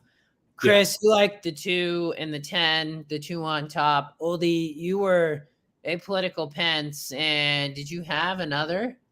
Yeah, so my A's, so to speak, are the 6, 10, and 5. And then the 2 is my only B, and then the 7 would be a C for me. Yeah, I mean, so I'd be 10, probably 10-1-5, to be honest, like, or 10-5-1 if I was putting them in order. I think Powerful Favorite's going to want to run a big race. I think the 10 is going to be really tough. Bomb Cyclone, I think, may get overlooked, to be honest. It will be interesting, but I am think with you. so. I think the 1's going to take a lot of money. It's just done so well. I know, but like, who's going to go off as the favorite? My guess is Bomb Cyclone may end up being third favorite behind the 2 and 6. Would be, Correct. that's what I mean by overlooked. I mean, people may be like, why did I not bet the 1? I mean, this horse is lightly raced. It's running massive, and like you get 3-1 on this horse or something. It could be crazy. Yes, you're absolutely right. My last word on this would be not very often, whether it's thoroughbred or quarter horse or even harness, do you get the top horses at a distance all facing each other. And it feels like in this race that's why we're arguing as much on this, because we have the top horses all facing each other, and kudos to Los Al for being able to put this together. I mean, And you are one right. thing I can tell you for sure is that one of these horses with a 99 pace number is winning the race. That much is for sure. And one other thing that Los Al does a good job with, they didn't have this race for one time a few years ago when there was a lot of bad drugging of these guys. These guys are all hair tested beforehand, and they do excellent DNA type testing to make sure that nobody's running on anything funky. Yeah. Well, it'll be fun. Good luck all. Like, I'm excited to watch this tomorrow night. You know, be about 9 p.m. Pacific, so it'll be late Eastern time. But it's gonna be a great race. So we let's talk. Go to tomorrow. Yeah. Or Sunday. Sorry, We'll the talk 11th. Sunday, and then we're at about 2 Pacific. I think I can go a little bit after. I know, Oldy, you said you could too. So we'll figure out what we do. But we're going to look on Sunday in the 2-year-old race. You know, they have the Los Al 2 mil for charity, race 8 on Sunday. Sunday, a lot of times, has some of the best racing. And the cool thing, this race doesn't go off that late, which is cool. Like a lot of times, Los Al gets stuck with, which I don't mind on Pacific time. Actually, I really like it. But this race is going off before 8 p.m. I mean, sometimes they don't start till really late. But with daytime card and then nighttime, they're able to put this race kind of at a nice time versus have it be almost. I mean, some of these races go off, you know, at 11 p.m. Pacific sometimes. I mean, it's pretty wild. But so I looked at this race, but Chris, why don't you go first this time, and then Oldy, you can chat. I cut off a few horses. I do think this though could be, you know, between a couple horses, but I'd be curious on your thoughts, Chris. This one's chalk, I think. I mean, the 6 and the 9 are going to be super tough. This one actually has pace numbers in there, although there are a lot of 99s. The 6 and the 9 have just been running the best. If you want to sneak somebody in there, I don't mind the EE long shot on the 1. Has done well from the rail before, but it just feels like this one's chalk. I'm glad at least the double is going to the Champion of Champions, where I think you can.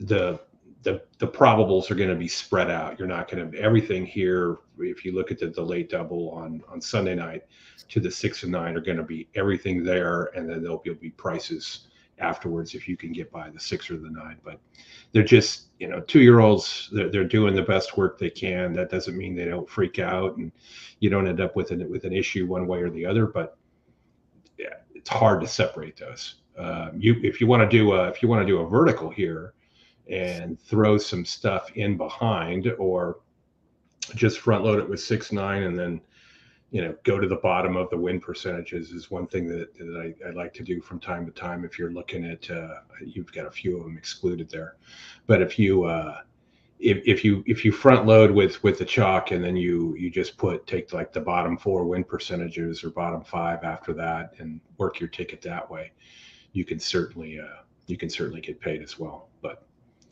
6 and 9 are going to be tough. The 5 is not a bad idea as well. It's won 3 out of 5. It's hit the board 4 times. It can just have a little bit of problems from time to time. It's got a few of them where it just didn't fire, especially that 400-yard one, 2 yards, two back. I mean, it was grade 1, right? I mean, it'd be interesting to watch that race, right? Slow to gather, shied at the gap. Like, I mean, that was on the rail, right? I mean, yeah. Being such a young horse, right? I mean, and you probably speak this better, but obviously it was like, whoa, I saw something new. What's going on here? And like, just probably was pretty freaked out, right? But you go back here, I mean, this horse ran in an 80 in the Rainbow Juvenile. I'm guessing is Rainbow, I don't know, Rainbow something over at Rio Doso. But in the summertime, then they come to Los Al. But I mean, this horse really hasn't done much wrong. So I think to your point, I think the 5 is definitely interesting and is 20%. I mean, I think the biggest thing, right? He needs to overcome trouble, or overcame trouble best. I mean, that's impressive, right? So it'll be interesting on the 5. Yeah, I just wonder if he if he went too fast in the trial to get here. Yeah, in the last race, and now he's going back into a Grade 1 again. And are we going to see the same thing that we saw last time he was in a Grade 1? So those are things that would concern me there. But keying the 1 and the exacta with the 6 and 9 is not a bad idea. Same thing with the 5. I mean, I don't. A lot of times these races, you don't get that the 2 top shocks are going to run first and second. Usually something happens in there, right? That causes somebody to have a problem. And because these are all lightly raced horses, you don't see a whole lot that run second a lot, other than the 9. So the 9, 3 wins, 2 seconds. The 6 is all about winning or not showing up at all. So that would lead me to maybe key the 9 in first, drop the 6 altogether, or put the 6 in the 3rd spot, and then load up the 1, 5, and 3, or the 7 in second for the try, because then you'll get paid a little bit. Mm-hmm. So guys, keep talking. I got to take a quick pit stop, but I'll be listening, and then I have a strong opinion for you guys on this race. Let's wait, Oldy, till you come back. I am curious to see if Tyler's Tribe runs, because we know if we don't get to watch this, but I'm gonna pull it up. If Tyler's Tribe doesn't win, the pick 5 is 100% carrying over. I mean, it may still carry over, to be honest, but I mean, 1 to 2 right now on Tyler's Tribe, I mean, is the class by far here at Oaklawn. But I mean, I think the question is going to be the one of how much pressure, if anybody can then compete. I talked about the 4 being interesting. I mean, this horse is 26-1 currently. So I don't, Chris, if you looked at this, I mean, feel free to comment. I did. I'm looking at the dollar pick 3 payouts here on Twin Spires. It's 582.62 to Tyler's Tribe. After that, you get 2,500 and up. 47,000 to the 2 if they get another price. But yeah, I think you're right that if Tyler's Tribe doesn't run here, pick 5 is definitely going to carry.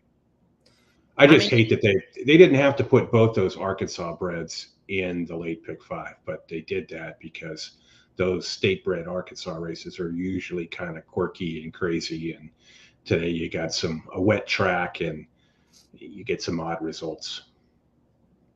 Yeah, I thought the 4 and 9 here were really interesting. I mean, if the thing is Tyler's Tribe has just been facing just insanely better, and Oldy will come back maybe after. I want to watch the Oaklawn race. We can come back to talk Los Al here in a minute. It's just, been shipped around now gets here. I mean, it's going to be how much pressure I think is going to happen here on a wet track. We didn't talk about the wet number earlier, but it does drop a little bit, but it should be fine. I mean, I think the question is going to be like, I mean, how good is this horse to just put away the one horse who doesn't look like anything special, but we don't really know yet, right? I mean, did win second time out and looked good, just romping an allowance, but obviously that was an Indiana Grand, so. They're about to go, I think, right? And the 7 was my second choice here. Frosted Departure. Oh, okay. Yeah, taking money. They're off. Yeah. They're off. The 1 is going with the 5. Yeah. Tyler Stride's just faster though. Yeah. If he doesn't bleed, I think he just keeps going here. I doubt he bleeds. They got it back on the Lasix. They're probably going insanely fast. 3 wants a No, piece of this. 22 and change ain't that fast. At 5.5. 3's running a big race. I don't know. It looks like she's still got a hold of the reins. This is a hand ride. Yeah, he's working the 5. I think we're about to see bye here. 1's running huge, man. Get this 9 in the second. 1's gonna win. Yep, you're right. Yep. And if that ain't a pick 5 carryover, I don't know what is. 5's not even gonna hit the board. Nope. Maybe. Happy to have my single lose there, and also happy the Collins trend about the Breeders' Cup horses not winning next time out. 100% played the way to that 8% number. Yeah. Did you guys hear at the racing symposium this week that in Kentucky that if they didn't divert some of the slot money out of Churchill and Keeneland to the other tracks, Ellis, Turfway, and Kentucky Downs, that they would have had to have $300,000 maiden special weight races? Well, now CDI owns all but Kentucky Downs of those, so yeah, it's not really even like you're robbing one company to pay another. Yeah, but that's just nuts. Imagine running for $300,000. All right, you're still live at Gulfstream Park. I mean, Golden Gate, right, Oldy? Yeah, it's only the Stronach Group tracks apparently I'm allowed to be alive at, but thank you to the Stronach Group. So I have a really strong opinion on the futurity. Okay, let's go back. I gotta bring it back. There we go. Okay. From looking at the times and watching some races, I think the 9's 100% winning this. Not only winning this race, but would be my single in the pick 6. I don't disagree with you at all. I mean, when you look at how the horses run this year, and it wins and it's there. That's the thing with 2-year-old quarter horses and 2-year-old thoroughbreds just in general. When you see you run 7 times and you won 5 and then you got 1/3, you either show up or you don't. It's like, and you usually know pretty quick and pretty early, right? When these races go. But the 9, I think you're spot on there. If you wanted to single here in the pick 4, the pick 6, or the pick 3, or the double, because those are your options there, that would be the way to go. I mean, I can't fault that at all. At 440, it has the 4 fastest times. Yep. In this race. Yeah, and you're 1 from the outside. Now, I didn't look at the 10 too closely. If you look at the 10, is the 10 an inside breaker? That's the only thing that could mishap, brush start, away well. Looks like it's a pretty good breaker unless somebody's breaking into it. Yeah, and it's not. So, and the good news is I don't recall if the 10 has had the outside post before. Looking now, hold on. The 10 has, yes. And okay. the notes just say steady bid, so he broke okay. Good. I mean, that's great, because chances are if he does break bad, he's going to break out. And then that gives your 9 clear sailing. I'm also more concerned about the 5, who has drifted, slow to gather, overcome trouble, is going to break into the 6. Yeah. How about the 8? What was the Mahomes magic? That guy just torments me in football. Yeah, I know. I'm groaning over fantasy football losses to Patrick Mahomes as I'm looking at the name of this horse. I mean, away well, bobbled start, steady effort, brushed early, but when it's not saying broken or out. Yeah, typically like with getting hit. Yeah. typically at this level, you don't get a lot of the bad breakers because they don't make it. You gotta pass the trials here. And I don't remember how many trials they had for this race, but you've got to have the 10 fastest times to get in. When they do the one for the Riadoso, the All American there, those trials are sometimes 2 days. They do like 15 races a day. You get like, and they're all full fields. So when that race comes up, it's really nuts. Yeah. I'm with you, Oldy. I think Cyber Attack's going to be very, very tough. I do think the 6 could be tough though too. He's judge and jury. Go to the third race and just pop in like $120 pick 6 ticket and see what it says. And I will tell you, everybody but the 2 at Oaklawn is a pick 5 carryover. Wow, the 2 actually is paying the pool, Paying 86,000, or or maybe not. 43 actually. So there's probably I multiple tickets. If you spread in the maidens, and I mean the 1, I didn't have the 1, but the 1 was 8%. But the 1 in leg 3 could be a single for a lot of people. So yeah, wow, that's wild.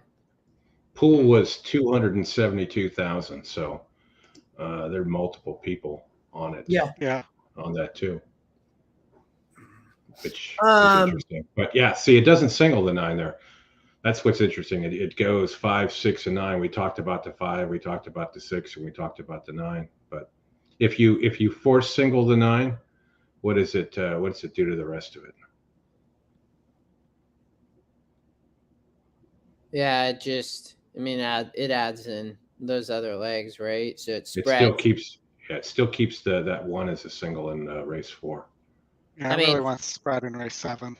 39%, right? I mean, this horse has a big pace advantage in this allowance race. I mean, on the rail, Piraeus. I mean, yeah, it's not surprising to see that. I mean, from an SOR, this horse has been facing way tougher at Santa Anita and elsewhere. So now it drops in here in an allowance race at Los Al. So, I mean, is that a trainer change on the 1?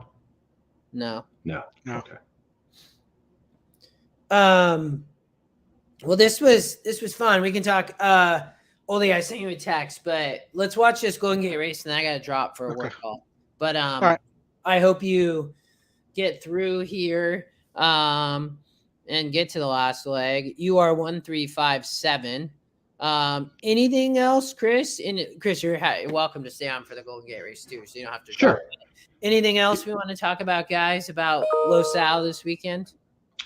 No, I don't think this weekend, but as we get towards this is the last like big weekend of the year. There's a couple of minor stakes coming up, but we got to figure out some time either next year or early in the year or something, and find the time and maybe do a Los Al night show. That could be kind of fun. There's a few other tracks running. Maybe Scotty and crew can get us some live video from Los Al and see what we can do.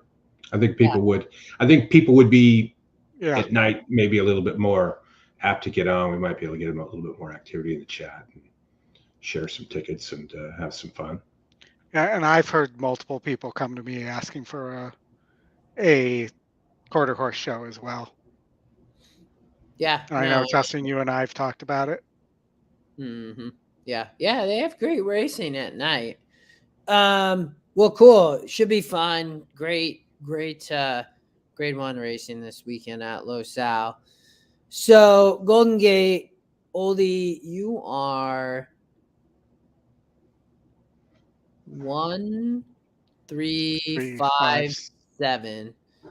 And the 1's the big. Oh no, that's Gulfstream. Right. Give me 1 second. The 1's the big favorite here, right? So Naughty Nadine, currently 3 to 5. When I looked at this, I think the 5 or 6 are going to win this race, to be honest. I think somebody, I think the 6 has a massive shot coming off the pace here to upset the 1. but I could see it. I think you talked about the 5 and the 7's the wild card, right? I mean, look at this horse not even taking any money, 20-1. I mean, this horse Well, and if paid in an allowance and then something happened, right? And then comes back. But go ahead. I was going to say if either the 7 or the 3 doesn't run, the other one could get an easy lead here too. Yeah, no, for sure. Like, I mean, the 7's the absolute wild card, and the system didn't have a lot of horses to pick from long shot, but definitely there was a few. So this horse 100% like could just like run off the page. I mean, but the question I think is like, is this horse still going to be able to race? Would be my question for Blaine Wright. So, well, I mean, it beat a 66 group. And a maiden, it was an allowance race. This horse they just said, we're going to skip maiden. And then, but something bad happened, right? I mean, this horse was on a 10-month layoff and has not particularly run. I mean, and continually gets the drop here. But this is a starter allowance. The horse is still protected. I think as we talked, like, being a starter allowance here, this doesn't look like any, rock solid starter allowance. So it's going to be interesting. Billy the Kid's, he's won 2 today already too. First and the second. Oh, William Anton Georgie? Yeah. Yeah. Billy the Kid. He was Billy the Kid when he started at Santa Anita. And then the colony got a little too tough and he headed up to Golden Gate. That's wild, Bruce. Pick 4. That's because they're paying 4 out of 5 in most cases.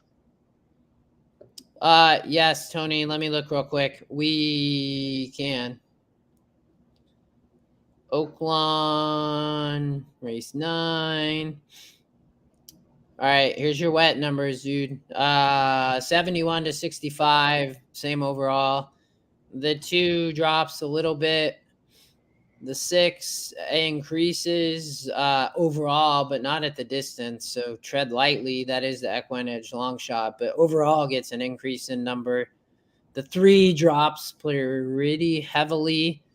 The 11 first-time starter increases at distance, but overall is about the same. The 4 drops massively at distance, but overall is not bad. And then the 12 bootleg girl is about the same. So I did cut the other horses, Tony, though. So let me ask you, Justin, let me ask you a question on that. Go back to the wet GSR for a minute. Go to like the 4. It doesn't really matter which one. So if you click on the GSR, that obviously gives you the number. Then if you click on the wet tab, right, you can see that it goes down to 32. But over there in the circles on the tops of each of those tabs, it gives a higher number. Yeah. What is the difference there? What am I missing between the 32 that I see in the yellow box versus? Well, this is the overall number. How that comes up with that, to answer your question, I have no idea. Why in this case is this only 5 numbers less, but at the distance it's 21?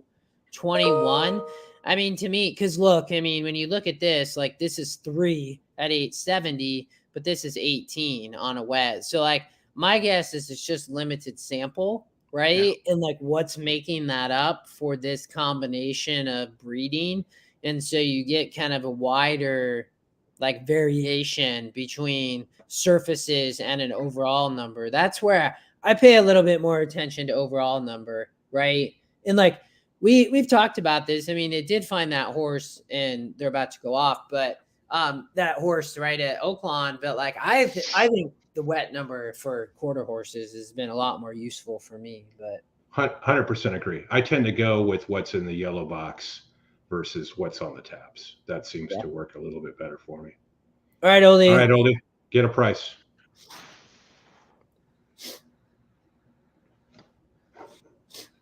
We're ready to go.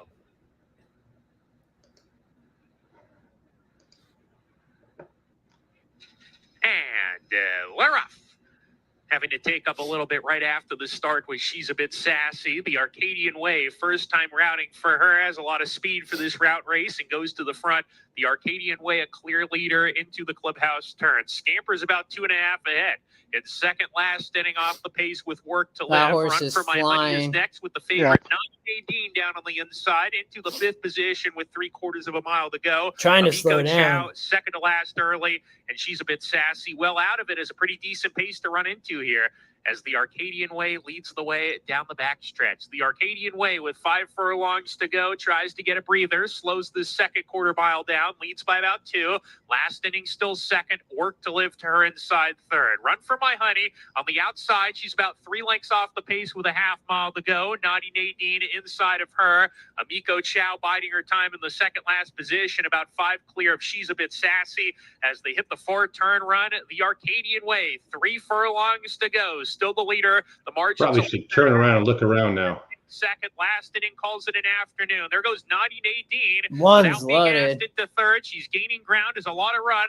Looks for an outside 6. pass to come Radige's and going to try to challenge. ride It the gets rail the clear whole way, 3 wide man. to attack. Top of the stretch. The Arcadian Way, Work to Live side by side. Nothing's not Naughty going to just come gonna off get it, though. shoulder. She's going well, though. Frank Alvarado shakes the reins at her, and she pounces, takes the lead away One from hit Work to win. Live. Naughty Nadine in Ugh. front. Work to Live second. Nah, She's run a very chalky. good race, but she was It was a good unfortunate to ride. run into I Naughty mean- Jump off, jump off, jump off. Great Come on, win. Manny Franco that. Naughty Yeah. Nadine over Work to No. Well, I mean, alive to another pay leg that I'm Yeah. sure will blow up on me to a 30-1 horse, but Well, That's, you're live, Oldie, to hold on. let me get that. 127. Yeah, 127. Well, that's- guys, I gotta run. So, Oldie, good luck in the last leg. It's been a pleasure. I wish I didn't have to go, but I do have a day job work meeting here in 10 minutes. But Chris, it's been awesome to have you on again. It's a pleasure always to have you come on and talk quarter horse and big weekends. So anytime. You got it. Fridays are usually pretty easy for me. cool. Oldie, good All right. luck. Good job today. My single got home in one race. Other than that, Oaklawn was a mess, and I don't even remember Gulfstream anymore at this point. I feel like that was yesterday. Lexi, of course, and everybody Yeah. else. We appreciate y'all for joining. Oldie, we'll be back again. Well, actually, Oldie, I you will will not not be here next week. So I will be here though, and I have a special guest. So I will always have a guest. And next week I have a special guest, but Oldie will not be here. He will be, doing some stuff with his daughter and taking the day off. But I'll be here same time next Friday. Looking forward to it. I hope everybody does well this weekend. Good to see some more tracks coming online. Oldie, Chris, anything to add before we go?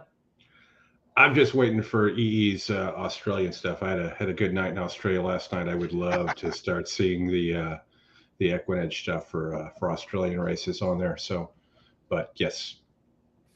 Other than that, the tool's doing great. I see Scotty flashed some preview scenes on what's coming on Twitter, and I think he sort of teased opening day at Santa Anita is the potential date for that. So Well, check his and- Twitter feed and see for yourself.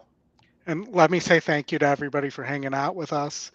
And as well, I mean, Justin, I don't know if we want to announce this now, but I believe we're going to be doing a show for Santa Anita opening day on the Yeah, 26th. we have to talk, but I think you and I are on board. We'll talk with the team. Yeah. Like, that would be awesome. It'd be a lot of fun. So cool, guys. I appreciate it. Thanks everybody for tuning in. It was fun. Oldie, bring it home. I'll chat with you via text. Good luck, buddy.